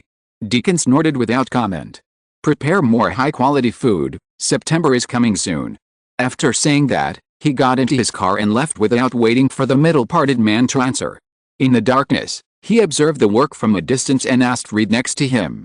Who is this guy? And how long will we stay in this broken warehouse? Just a dirty bastard, a self-righteous purebred. It was not Reed who answered, but the black man Blue. Before Blue finished speaking, Smith covered his mouth. Come on, Blue. Keep your stinky mouth. You were almost killed by these guys last time. Blue snorted fiercely, but didn't say anything. Don't worry, Zod, you have joined the company now. We have to serve the company, and an important item will be delivered here in a few days. Reed explained to Zod. We need to protect the safety of this item first, and then we can deal with those two annoying guys. Don't worry, there are plenty of opportunities for revenge. Reed comforted Zod not to worry. Watching Deacon's car go away, the middle-parted man cursed in a low voice. He now has to find beautiful purebred food for Deacon. Damn September. Damn festival. Special note, the Hudson River is more than 500 kilometers long and spans 2 states in the United States. Therefore, the protagonist's base on the Hudson River and the Stanich family's warehouse on the Hudson River are actually very, very far away. Chapter 46 Preparations for War. The Nightwalker base has changed a lot now. A complete set of enterprise terminal computer processing system has replaced a broken notebook that Lee G bought. Now this notebook has been given to Spider Peter by Lee G, so that he can use it to play Spider Solitaire. 9 display screens are hung on the wall, showing 54 surveillance images shot from different angles. This ensures that anyone who invades the base will be discovered immediately. There are also 3 infrared trigger security devices at the last intersection near the base, which is the last early warning system of the base. There is a medical freezer inside the base, which contains some medicines that need to be refrigerated at low temperatures to ensure their activity. The small cabinets that Lee G bought to store things have all been transformed into sundry cabinets, stacked together, and specially used to store sundries and documents. There are also some daily necessities in the base, such as a sofa and 2 single steel wire beds, and a few chairs. There is also a freezer for food and a microwave oven. The place where wooden boards were originally put together as a simple table has been replaced with a stainless steel tabletop. This makes the table more sturdy and durable, and the surface is smoother. This air raid shelter is quite large, and it looks like it can shelter at least 50 people. The air raid shelter was built during the Cold War to prevent a nuclear attack from the Soviet Union. Although it is not a first-level shelter that can withstand a nuclear bomb attack, it can defend against shock waves far away from the center of a nuclear explosion. The alloy iron door used to isolate nuclear radiation had already rusted, and Lee G could only use iron chains and iron locks to barely lock the iron door. However, after Frank joined Lee G and Peter's team, he thought that this alloy iron door was very good. Ordinary weapons can't shoot through this iron door, so the 3 spent several hours to remove the rust and tidy up the entire iron door, and finally they were able to close the iron door perfectly. Because it was used to prevent nuclear bomb attacks before, there are actually many living facilities inside, but because this air raid shelter was built 40 years ago, and the Soviet Union has been disintegrated for nearly 30 years, many things have fallen into disrepair and are no longer used. Lee G only cleaned a small part of the place before. It was originally just a place to connect with Spider-Man and also used as a warehouse. But now that Frank is here, he thinks these things are very useful. It was much better than the base he had set up in the sewer before, so the 3 of them repaired and replaced many of the equipment in the air raid shelter. Now the base has truly taken shape. There are living and rest areas, combat information areas, weapons and equipment areas, and bathroom equipment. And because the internal space is vast, a simple combat training area was built at Frank's suggestion. Li Ji thought that the base he had set up was pretty good before, but now Frank has shown Li Ji and Peter what professionalism is. This is a base that truly has combat command and intelligence analysis, as well as team members repairing and replenishing weapons. The one that Li Ji had before was at best a simple foothold. Of course, most of the equipment was provided by Frank, which made Li Ji wonder if Frank had robbed a logistics warehouse of the US military. Now Peter Parker is making his own spider silk in the equipment area, spending $150,000 from the drug money seized last time, and relying on Frank's relationship to launder the money to get the equipment. Li Ji and Peter suddenly felt that they were so useless, and it seemed that they could do nothing except fighting. What is most infuriating is that if Frank is fully prepared and has a good battle plan, the two of them may not be able to defeat Frank. This is the difference between a real superhero and a rookie hero. Frank and Li Ji are now preparing weapons in the weapons area. These weapons are Frank's private collection. I really don't know where he got so many contraband. Although the United States does not ban guns, many guns are still not available on the market. Frank's warehouse obviously has a lot of standard equipment of the US military, even special warfare equipment. These things are obviously not available on the market. I remember your shooting skills are not bad, right, Nightwalker? Punisher Frank was sorting out his weapons and said to Li Ji. It's okay, it's still accurate when the distance is not very far. Li Ji was maintaining a gun according to the method Frank taught him before. In addition to sorting out a base these days, the three of them have not been idle. Li Ji is worried about several of his tasks, Peter is still thinking about getting rid of the mutant lizard man he created, and Frank is also preparing to make the Stanich family disappear into ashes. Now the three people's goals can be said to be highly unified, and their spearheads are all focused on the secret warehouse of the Stanich family. The three people took turns to keep an eye on and study the duty rules of the warehouse. Only when he followed Frank did Li Ji realize how reckless his behavior was in the underground garage before. There was no plan, no strategic intention, and he even plunged in without knowing the opponent's strength. Fortunately, he still had some strength, otherwise he would not know how he died. Frank had a detailed plan and clear strategic intention for each operation, including studying the enemy's rules, the opponent's strength, formulating detailed combat rules, etc. These are all places where Li Ji is far behind. Although it was only a few days, Li Ji felt that he benefited a lot. The opportunity to be taught how to fight by the strongest special warfare expert among humans is not easy to come by. Now Li Ji has been following Frank's ass, and he is just short of calling him master. Now the two are sorting out the guns to be used in the immediate action. The tranquilizer gun used by the US Special Operations has a range of only 200 meters, which is not far, and has almost no lethality. But relying on powerful tranquilizer bullets can instantly put the enemy to sleep. The biggest advantage of this gun is that there is no muzzle flame, which makes it almost impossible to find the location of the gun in the dark. And when the bullet is fired, the sound is almost silent, which makes this gun widely used in special infiltration operations. Maybe people who don't understand guns think that guns with silencers can be used. In fact, there is a misunderstanding here. The so-called silencer is actually a flash suppressor. The purpose of this equipment is to suppress the muzzle flame, and its effect on silence is limited. And even if it is a real silencer, its purpose is only to protect the user's ears from the noise of gunfire.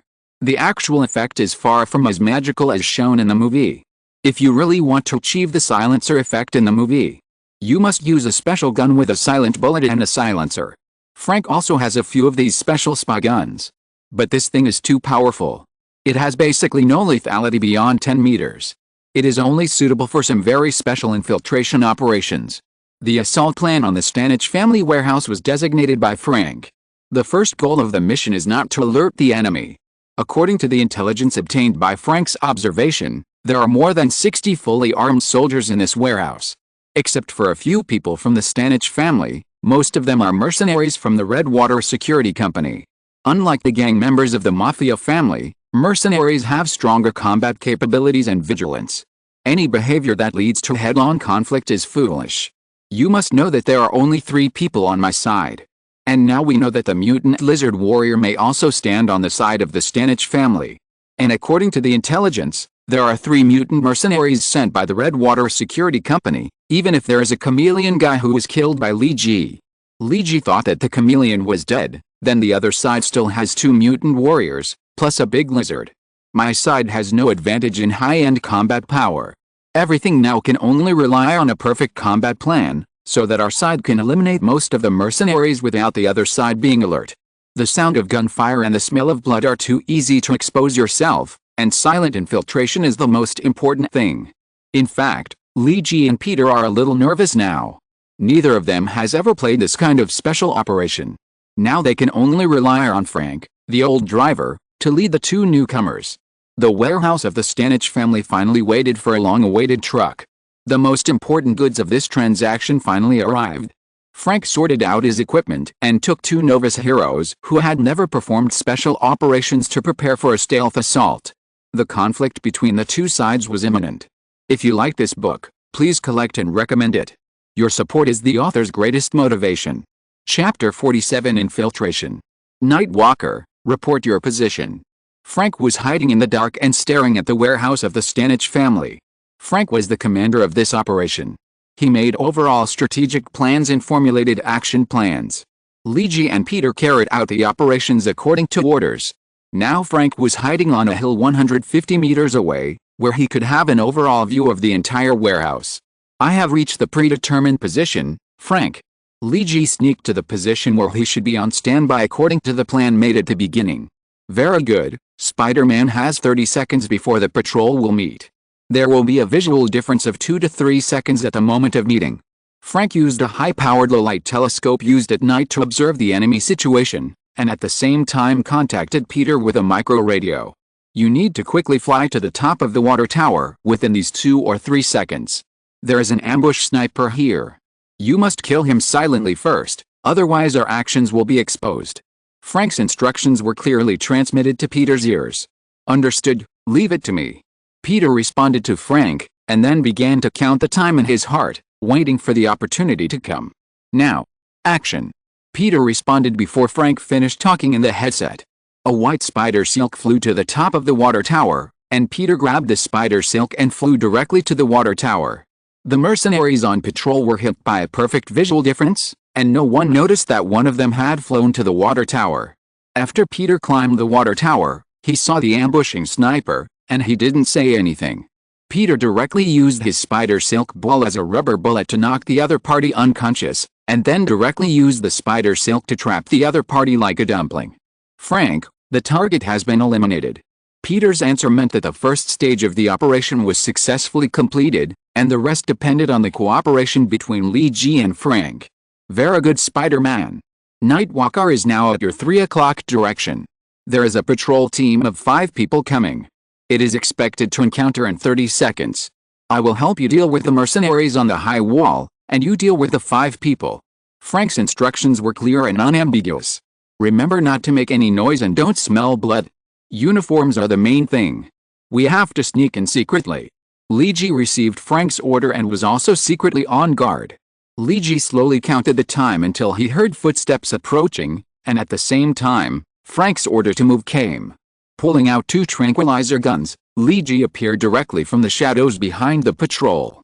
The sound of the tranquilizer gun was extremely slight, no louder than the sound of the normal bow and arrow shooting. After 5 consecutive slight gunshots, the 5 patrol members were all subdued without any reaction. At the same time, Frank also shot at several patrol members on the high wall. The maximum shooting distance of the tranquilizer gun is only 200 meters, and Frank's distance is almost at the maximum shooting distance of this gun. In this case, the Punisher's accurate shooting skills are reflected. 4 tranquilizer bullets almost hit the mercenaries on the high wall who were defending and alerting. There was no time to sound the alarm, and the 4 of them fainted. This time, Lee Ji and Frank cooperated very well, and the 2 of them almost shot at the same time to subdue their targets. We have 3 minutes left before the next patrol team will meet. If these patrolmen do not appear at the time of the meeting, the enemy will definitely be alert. Our mission this time may fail. Frank left the hill where he was hiding and was running quickly towards the warehouse, issuing combat orders while running. We must eliminate most of the enemy's soldiers within 3 minutes. Spider-Man, come down and tie up all the fainted people to prevent accidents later. Nightcrawler, Bring the thermal imager to prevent the enemy from setting up ambushes in the dark. Peter followed the instructions and tied all the fainted mercenaries into dumplings, and sealed their mouths to prevent them from screaming. Lee Ji brought the thermal imager and flew directly to the high wall. Frank quickly arrived at the next ambush site. The rest is according to the plan. I will clear Area A, and Nightcrawler will clear Area B. Spider-Man, use your spider sense to find the escaped enemies. According to the previously specified plan, Frank divided the entire warehouse into 3 areas, A, B, and C. Areas A and B are areas with a large number of peripheral personnel, while Area C is the core area. Everyone speculated that the important items of the Stanich family, as well as the big lizard and the other 2 mutant mercenaries, were hidden here. First cut out the outer wings, and then launch a strong attack on the core area, and achieve success in one battle. This is the central idea of this operation.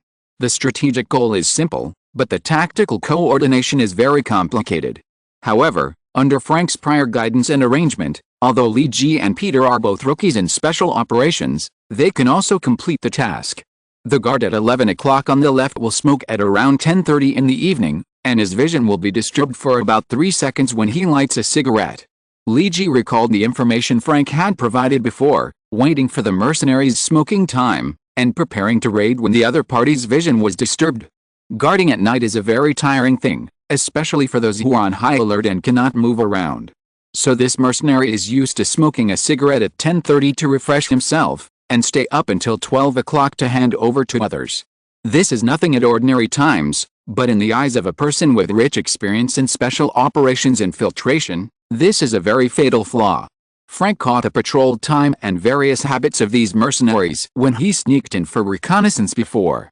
Now, when conducting a surprise attack, all these tiny details are under control. When Lee Ji saw the other party start to touch his pocket, he knew that the other party was going to smoke. Sure enough, the mercenary took out a pack of cigarettes from his pocket. He took out a cigarette and put it in his mouth, and was about to lower his head to light a cigarette. At this moment of lowering his head, Lee Ji rushed into the blind spot of the other party's sight like a cheetah, raised his hand and shot the other party with a tranquilizer gun. There was no time to react, and this unlucky guy was also subdued. The smoothness of this operation made Lee Ji feel unreal. If he were to raid this warehouse by himself, he would most likely be discovered and killed. The key is that he might still die here directly, and according to the Punisher Frank's battle plan, it feels that he has solved most of the mercenaries without much effort. These mercenaries holding assault rifles and submachine guns may be more threatening than those mutants to some extent. After all, he does not have the abnormal recovery ability of the lizard man. As long as a few assault rifles are intertwined into a fire net, he will most likely be dead. B area has been taken care of, Nightcrawler calls Punisher. Lee Ji knocked out all the mercenaries according to the patrol areas marked by Frank on the map. All the secret guards have been taken care of, Spider-Man calls Punisher. At the same time, Peter also solved all the secret guards. Okay. According to the plan, Spider-Man will finish it. Nightcrawler and I will ambush into Area C first. Frank said on the radio. So Spider-Man became a hard-working cleaner today, and all the people who were knocked unconscious were tied up by him. This infiltration was silent, until the last member of the outer patrol was killed, and the few people in the core of Area C did not notice it. Because all their attention was now attracted by a small box in front of them. In the small box was a worn-out parchment scroll. Just looking at the appearance, you can tell that this parchment scroll has been around for many years. And this thing is obviously what the handsome young man Deacon wanted when he came to the warehouse last time. This time Deacon did not seem to come here, perhaps because he felt that this place was too smelly after coming here last time. This time he arranged 3 men to come here. A sturdy white man and 2 Asians. It looks real. An Asian said to the white man after checking the parchment scroll. Opposite the 3 people stood the members of the Redwater Security Company. A man dressed like a Wall Street broker, and behind him stood Blue, Smith and others. The company never trades counterfeits. The man who looked like a department executive smiled and said, "Very good, it's a pleasure to do business with you." The sturdy white man smiled, and seeing his smile, the mutant Blue shuddered obviously, looking very scared, as if he had seen something terrible. But the man from the Redwater Security Company did not seem to be afraid of him, and shook hands with him gently. "I hope we will have a chance to cooperate next time." Just when the 2 gangs were talking happily, They didn't know that everything was seen by two pairs of eyes watching secretly. If you like this book, don't forget to recommend and collect it. Your support is the author's greatest motivation. Thanks to the book friend. Nickname is not a number for the reward. Oh, thank you. Today I learned that the original book from Gideon will also be in the creation world. I didn't know this before. Thanks to the book friends of Chuangxi for the reward. Although I don't know if I can get it, thank you anyway. I don't have the Chuangxi account, so I can't speak for Chuangxi anymore. Anyway, thank you all. Chapter 48 The Perfect Raid. What do you think that is? Li Ji quietly asked Frank next to him, trying to lower his voice so that the people who were trading in the room could not hear him. Whatever it is, as long as the enemy wants to do something, we will stop them from doing it, that's all. Frank's action plan was simple, direct, rough and easy to understand. Spider-Man, if you have dealt with the enemies over there, then come and deal with the situation here now. Frank contacted Spider-Man through the radio. No problem, boss. What service do you need Spider-Man to provide for you? Peter Parker replied with a smile on the other end of the radio. Come to the office building next to the warehouse in Area C, it's this bungalow. I want you to seal all the exits with spider silk in the shortest time, except for the location where Nightcrawler and I are. Can you do it? Frank said. No problem, boss. Spider-Man is willing to serve you. Spider-Man Peter Parker received Frank's order without delay. Peter rushed to the bungalow as a trading point as quickly as possible. The bungalow itself is not particularly large. It should have been an office area supporting the warehouse before. However, because the dock itself is abandoned and the warehouse is now occupied by the Stanich family, this office is actually no longer useful. The entire house is about 300 square meters. After the Stanich family occupied this place, they broke through the walls of the entire room and made it into a large, transparent bungalow. Some transactions are also arranged here. Because there is no place to hide people in the whole house, this method is used to tell the other party that they are sincere in the transaction, so that the other party does not have to worry about the black eating black. In addition to the main door and the back door of the exit, this house has 8 windows. And Li Ji and Frank were hiding under a window. After arriving here, the little spider did not rest for a moment. He immediately closed all the entrances and exits according to Frank's requirements, leaving only the window where Frank and Li Ji were. The spider silk launcher has been improved by Peter many times, and now it can launch many different forms of spider silk to deal with various possible emergencies. For example, in the current situation of closing the exit, Peter directly adjusted the spider silk to the spider web launch state. The spider silk splashed out from the spider silk launcher formed a large spider web during the launch process. The spider silk was fired very fast. In order to strengthen his spider silk and make the sealing effect better, Peter fired several more spider silks. Spider-Man will assist. If someone runs out in a while, you should use spider silk to entangle the opponent as soon as possible. Don't let anyone escape. Frank said after tidying up his equipment. Nightwalker, are you ready? First use stun grenades, then tear gas, and finally smoke bombs.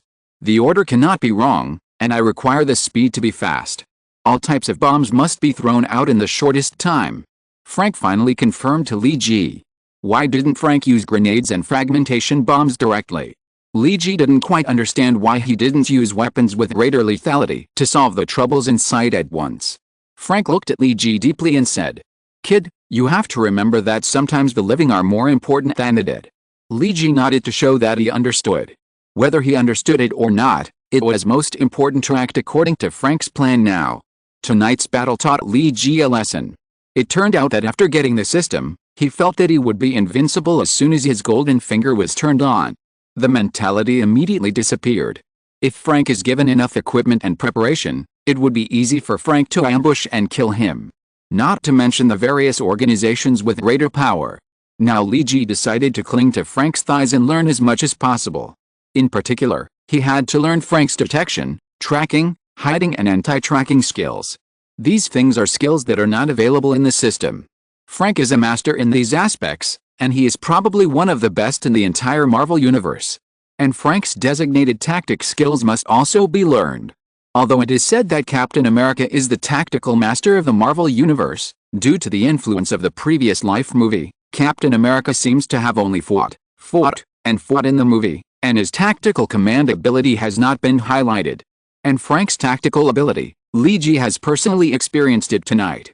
With the cooperation of the three, they quietly killed the opponent's 60 well-trained mercenaries. This tactical configuration must be learned. I count 123, and then start fighting. Frank said, looking into Li Ji's eyes. 1, 2, 3, action. As soon as the action order was issued, Li Ji and Frank broke the glass window of the window at a very fast speed. Everyone in the house was discussing something around the mysterious parchment scroll. It seemed that this thing was very important, and everyone's attention was focused on it and could not leave. And because all the previous actions were silent, although everyone in the house was extraordinary, no one was good at reconnaissance or extraordinary in hearing and vision.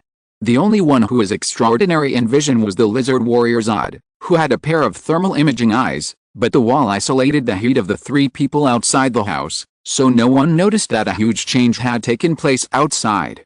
This time, the action was to attack after a secret infiltration, so that the opponent would fight against their side in an extremely passive situation. Now 80% of the strategic intention has been achieved, and it depends on the last step. After Li Ji and Frank broke the window, they immediately threw the stun grenades in their hands into the house. The 4 stun grenades had been held in their hands for a while with the safety pins pulled out, in order to delay the detonation. It can explode immediately when thrown into the room, before people can react. The timing of the stun grenade is very good. Li Ji follows Frank's movements completely. When Frank pulls the safety pin and when he throws the stun grenade, Li Ji learns it to the second. The 4 stun grenades exploded just when they flew in front of everyone. Boom boom boom boom. It is a huge sound coming from the closed room. The stun grenade itself has no lethality, but it can produce strong noise and huge flash after the explosion. Relying on the noise and flash can temporarily make people lose their ability to move. Ordinary stun grenades can emit 170 decibels of noise and 8 million lumens of flash. Note: 1 lumen is approximately equal to the light intensity of a candle in 1 square meter. 8 million lumens is the intensity of the light flux of 8 million candles in 1 square meter. Frank's stun grenade is a reinforced version, because he knows that he is not dealing with some normal people. So Frank's stun grenade has 220 decibels of noise and 15 million lumens of flash. The huge noise echoed in the closed space. Imagine the huge echo produced by the noise in an empty 300 square meter room. The sound waves hit the wall, and the sound waves became more and more chaotic, and the echoes became more and more chaotic. The noise of 220 decibels is enough to rupture the eardrums of ordinary people. If it weren't for the noise-isolating earplugs placed in his ears beforehand, Li Ji felt that his ears would definitely go deaf. The people in the room were embarrassed by this enhanced version of the stun bomb. Li Ji and Frank didn't have time to wait for them to recover from the shock of the stun bomb. Immediately afterwards, several tear gas bombs fell directly into the house. Finally, there was the smoke bomb. Speaking of it, this smoke bomb is not as good as the smoke props that Li Ji directly exchanged from the system. The smoke of this smoke bomb is very choking, but the smoke props exchanged by the system only form thick fog, which will not harm the respiratory organs. This ordinary smoke bomb must be used with a gas mask, otherwise it will hurt your respiratory tract. When the last smoke bomb was thrown in, Frank said, "Spider-Man, if you have protective equipment, rush in now. Tie up all these guys with your spider silk." Peter Parker, who had already put on the thermal imaging device and gas mask specially made for his mask, was eager to try. He jumped into the room through the window in one step after hearing Frank's command. He found the location of several people in the room through the thermal imaging device, and the spider silk launcher instantly sprayed out a huge spider web, covering the other party. If you like this book, please recommend it for collection. Your support is the author's greatest motivation. If you're listening to this novel on a channel other than Fanfic World, it means they downloaded and uploaded it without effort. We cordially invite you to visit our channel, Mundo Fanfic Novelis. There you'll find the original version of this story, and you can explore many other novels of various genres. We're waiting for you to immerse yourself in a world of incredible novels. Chapter 49, Even the Best Laid Plans Have Accidents.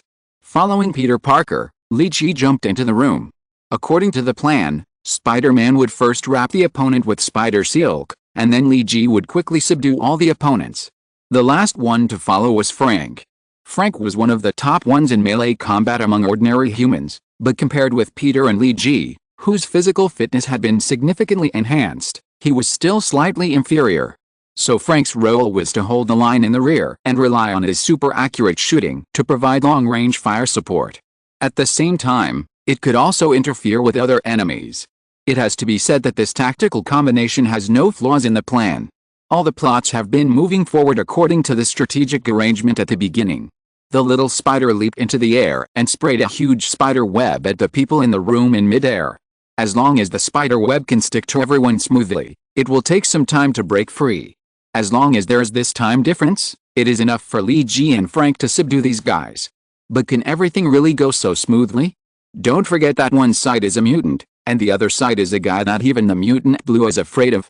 Spider webs flew towards each other in an overwhelming manner. When Peter thought that everything was going smoothly, his spider sense suddenly issued a warning of danger for him. Spider sense has never been wrong so far. As long as it issues a warning of danger, there must be danger approaching. Peter didn't have time to think about it. He immediately sprayed spider silk towards the wall on the other side and pulled himself away from his original position.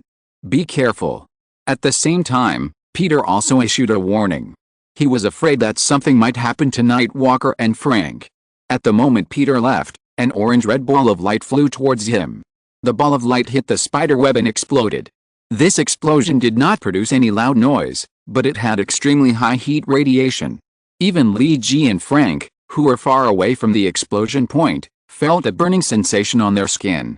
The turbulent red light produced by the explosion hit the wall and actually shot through the reinforced concrete wall directly, and there was no sound. Lee Ji took a closer look at the wall that was shot through. The cracks were as if they had been burned by high temperature. The steel bars in the wall turned into steam and disappeared. Damn it! What the hell is this? Lee Ji cursed inwardly. It looks like a plasma bomb. I don't know where they got it from. Frank answered Lee Ji's doubts. Brothers, I don't think they got the plasma bomb, but they can make it themselves. Spider-Man interrupted through the radio. As if to verify Peter Parker's words, the second orange-red plasma bomb light ball appeared again, this time aimed at the direction where Lee Ji and the others were. Lee Ji directly pulled Frank away quickly. The instantaneous maximum speed of Lee Ji's 8 steps chasing cicada skill has exceeded 35 meters per second. The flying speed of this plasma bomb is not fast, so Lee Ji pulled Frank away from the explosion range of the bomb. The location where Lee Ji and the others were before had been melted by the plasma bomb light ball. Lee Ji finally saw through the smoke who was throwing this terrifying thing. The previous stun grenades and tear gas bombs were useful. 4 of the original 7 people in the house were temporarily blinded and dizzy. But there were still 3 people intact. And the fact that these 3 people were unscathed was thanks to the black strongman Bruce. The characteristic of Blue's mutant power is to absorb and release energy. Usually, the excess power can be stored, and when needed, the energy can be released to form a defensive or offensive posture. At the moment when the stun grenade was thrown into the window, Blue deployed the energy shield at a very fast speed. Smith, the beautiful woman with chestnut hair, and the leader sent by the Redwater Security Company, the man who looked like a Wall Street broker, were covered in the shield. Blue would not save the people on the opposite side. He had a grudge against that party and almost died at their hands last time. So it was good enough not to add insult to injury. Don't expect Blue to protect them. As for the newly joined lizard warrior Zod, to be honest, Blue didn't like this kind of lizard. It was already annoying to have a chameleon lizard in the team. Now there was a bigger lizard. Did Blue think that his team was a store selling strange pets? In addition, Zod was too big, more than 4 meters tall. If Zod was to be protected, it would require more energy, and Blue would not do such a thing. As for Reed, this guy was hiding in a corner of the house, and Blue couldn't find him, so he could only ignore him. Blue's protective shield can block noise and strong light, and minimize the damage of the stun grenade in the first place. The tear gas and smoke bombs that followed did have a certain effect of interfering with vision. The 3 people in the protective shield dared not act rashly. However, because the chameleon Reed once said that the Nightwalker has the ability to fight in the smoke, everyone is equipped with thermal imagers to prevent being caught off guard by his smoke fighting method when they meet the Nightwalker again. This time, the smoke fighting method that Lee Ji used very smoothly in the first 2 times will be completely useless this time. After all, the smoke escape technique is just a blank skill, which only allows Lee Ji to see things in the smoke, but not to really blend into the smoke. The one who attacked Li Ji and the other two was the beautiful woman hiding behind Blue, Miss Smith. Smith's signature ability is to be able to directly use superpowers to make plasma bombs and plasma beam streams. Both of these things are powerful weapons. Plasma bombs and plasma beams both rely on the ultra-high temperature of plasma to cause damage. In human laboratories, plasma streams with temperatures above 50,000 degrees are often used in experiments. A temperature of 50,000 degrees is enough to instantly vaporize most things on Earth. Although Miss Smith's plasma beams and bombs cannot reach such a terrible temperature. However, they can still generate a temperature of thousands of degrees at the core of the explosion. Many steels are enough to be instantly vaporized at this temperature. If an ordinary human body is hit, don't worry, you won't feel any pain at all, because the high temperature can kill all your peripheral nerves in an instant, and the pain can't be transmitted to your brain at all. Is this the little bug you are talking about? It looks like a very annoying little bug. The reward given by the Stanich family doesn't seem to be enough. The white man who looked like a Wall Street broker said lightly.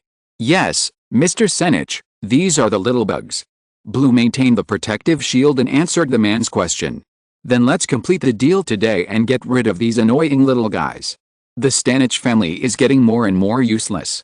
They can't even deal with these little bugs. Maybe the company should consider changing its partner. The white man named Stanich still spoke in a calm tone. At the same time, he pulled out two silver-white pistols from his waist. So are you ready to die? Fellow bugs. As if he was speaking an unchangeable fact, Stanich, holding two guns, spoke in a cold and cruel tone. If you like this book, please recommend it for collection. Your support is the author's greatest motivation. Chapter 50. The hard battle begins. It seems that these enemies are beyond our expectations. Frank's voice was still very calm, without any panic. Although the enemy's strength disrupted the arrangement of this raid, at least the attacks such as stun grenades and smoke bombs just now have caused damage to the remaining few people, which can at least be said to have greatly reduced the enemy's strength. Start with the weak ones. Nightcrawler, you and I will contain the three people. Spider-Man, can you control all the guys who were attacked by stun grenades? Frank immediately gave a new order. First, control the few people who have lost their combat effectiveness, so that the enemy's combat effectiveness will be lost first. Let a few people recover from the dizziness of the stun grenades and join the battle later. The task of containment is undertaken by the Punisher and Nightcrawler. Speaking of which, Peter Parker's current means of attack are still a bit weak and lack sufficient offensive threat. Okay, Boss Frank, I will tie them up quickly and help you. Spider-Man Peter Parker agreed to his task without hesitation. Then let's start the action. Be careful to avoid the woman's plasma bomb. At Frank's order, Li Ji and Peter both started to act. The last battle with the Lizard Warrior Zod was broadcast on TV, which earned Li Ji a lot of reputation points. Now he is still quite wealthy. Since he wants to contain the enemy first, Li Ji did not hesitate to exchange the explosive throwing knives from the system. AD-level explosive throwing knife requires 50 reputation points. Before, when Li Ji only had more than 1,000 reputation points, he was reluctant to exchange more. After all, this thing is a consumable and will be reimbursed after one use. Now that he still has a lot of reputation points, Li Ji exchanged a little more. Li Ji raised his hands, and 3 throwing knives flew directly towards Blue.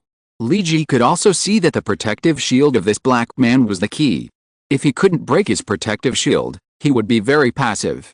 The woman can make plasma bombs, and the man named Stanich is holding 2 guns. They seem to be able to attack from a distance. If the 2 of them stand in the protective shield and attack from a distance without restraint, then he will be in big trouble. So Li Ji wanted to try the defense limit of the other side's protective shield. The explosive flying knife infused with internal force was extremely fast. If we only talk about kinetic damage, it was already a little higher than that of an ordinary pistol. But this flying knife not only had kinetic damage, but also had explosive properties. Although the power of the explosion was not as strong as that of a grenade, the power was more concentrated. In this way, the explosive energy released per unit area was higher than that of a grenade. Seeing the 6 flying knives in Li Ji's hand, Blue did not take it seriously, because the flying knives could not penetrate his protective shield. In fact, let alone the flying knives, even ordinary sniper rifles could not penetrate his protective shield. If he was not hit head-on by a very powerful explosive, His protective shield would have a very good protective effect. But there is a price to pay for underestimating Li Ji's methods, and many people before have proved this. The flying knife was blocked by the protective shield, but the flying knife quickly released the energy generated by its explosion. 6 consecutive explosions were heard. This time, Li Ji concentrated at points where the flying knives were scattered, just to let all the explosive power be released at one point. The explosion failed to penetrate Blue's protective shield, but Blue, who was originally black, looked even darker. MD. There's something wrong with his flying knife. Smith, take care of this guy first.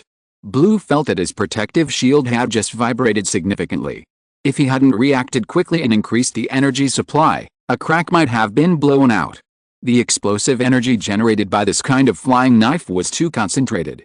The impact of ordinary grenades thrown at the protective shield could not compare to this kind of flying knife.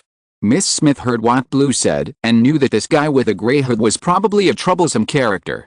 After all, many people had been defeated by him. So Smith gave up the entanglement with Frank and turned around to concentrate on dealing with Li Ji. Smith's hands gently grabbed in the air, as if he had grabbed something in the air. A ball of blue plasma formed in her hands. Miss Smith, who created the blue plasma, suddenly had red light in her eyes.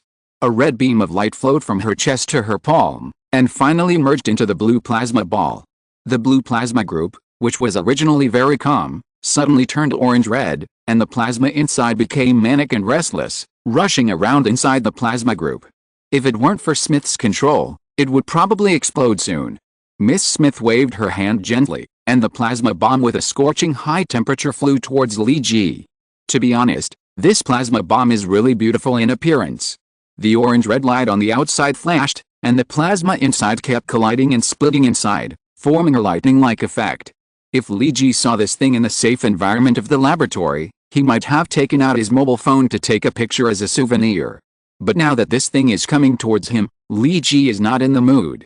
This small plasma bomb is only the size of a small apple, but the power it can release is enough to make people smack their mouths. Fortunately, this thing has limitations and its flying speed is relatively slow. If this thing can fly as fast as a bullet, Li Ji estimates that none of the 3 of them will be able to return alive tonight. Dangerously avoiding the deadly orange-red light group, Li Ji was not in the mood to see what the place that had just been bombed by the plasma bomb looked like. Because he had realized that although he avoided the main body of the orange-red light ball, he was affected by the plasma turbulence after the explosion. A small spot of plasma turbulence scratched the back of Li Ji's left hand. There was no pain or bleeding, because the scratched area was directly carbonized.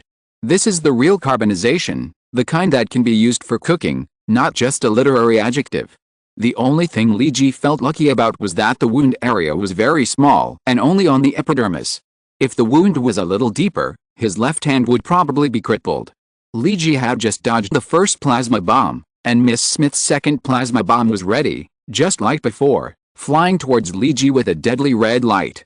Li Ji now has no time to care about Peter and Frank, just avoiding this kind of ghost thing makes him exhausted.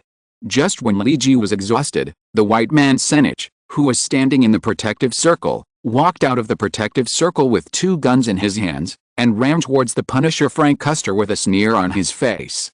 The real hard battle has just begun. The 3rd update will be scheduled at 11:30 p.m., but because the website is updated regularly, the time may not be so accurate. You may need to refresh a few times. If you like this book, please recommend it to your collection. Your support is the author's greatest motivation. End of this chapter. Thank you very much for reaching the end. Don't forget to like. Looking for more exclusive content and immediate access? Subscribe to our Patreon. Remember, every like, subscription, or donation encourages us to continue. Thanks to everyone. See you in the next video.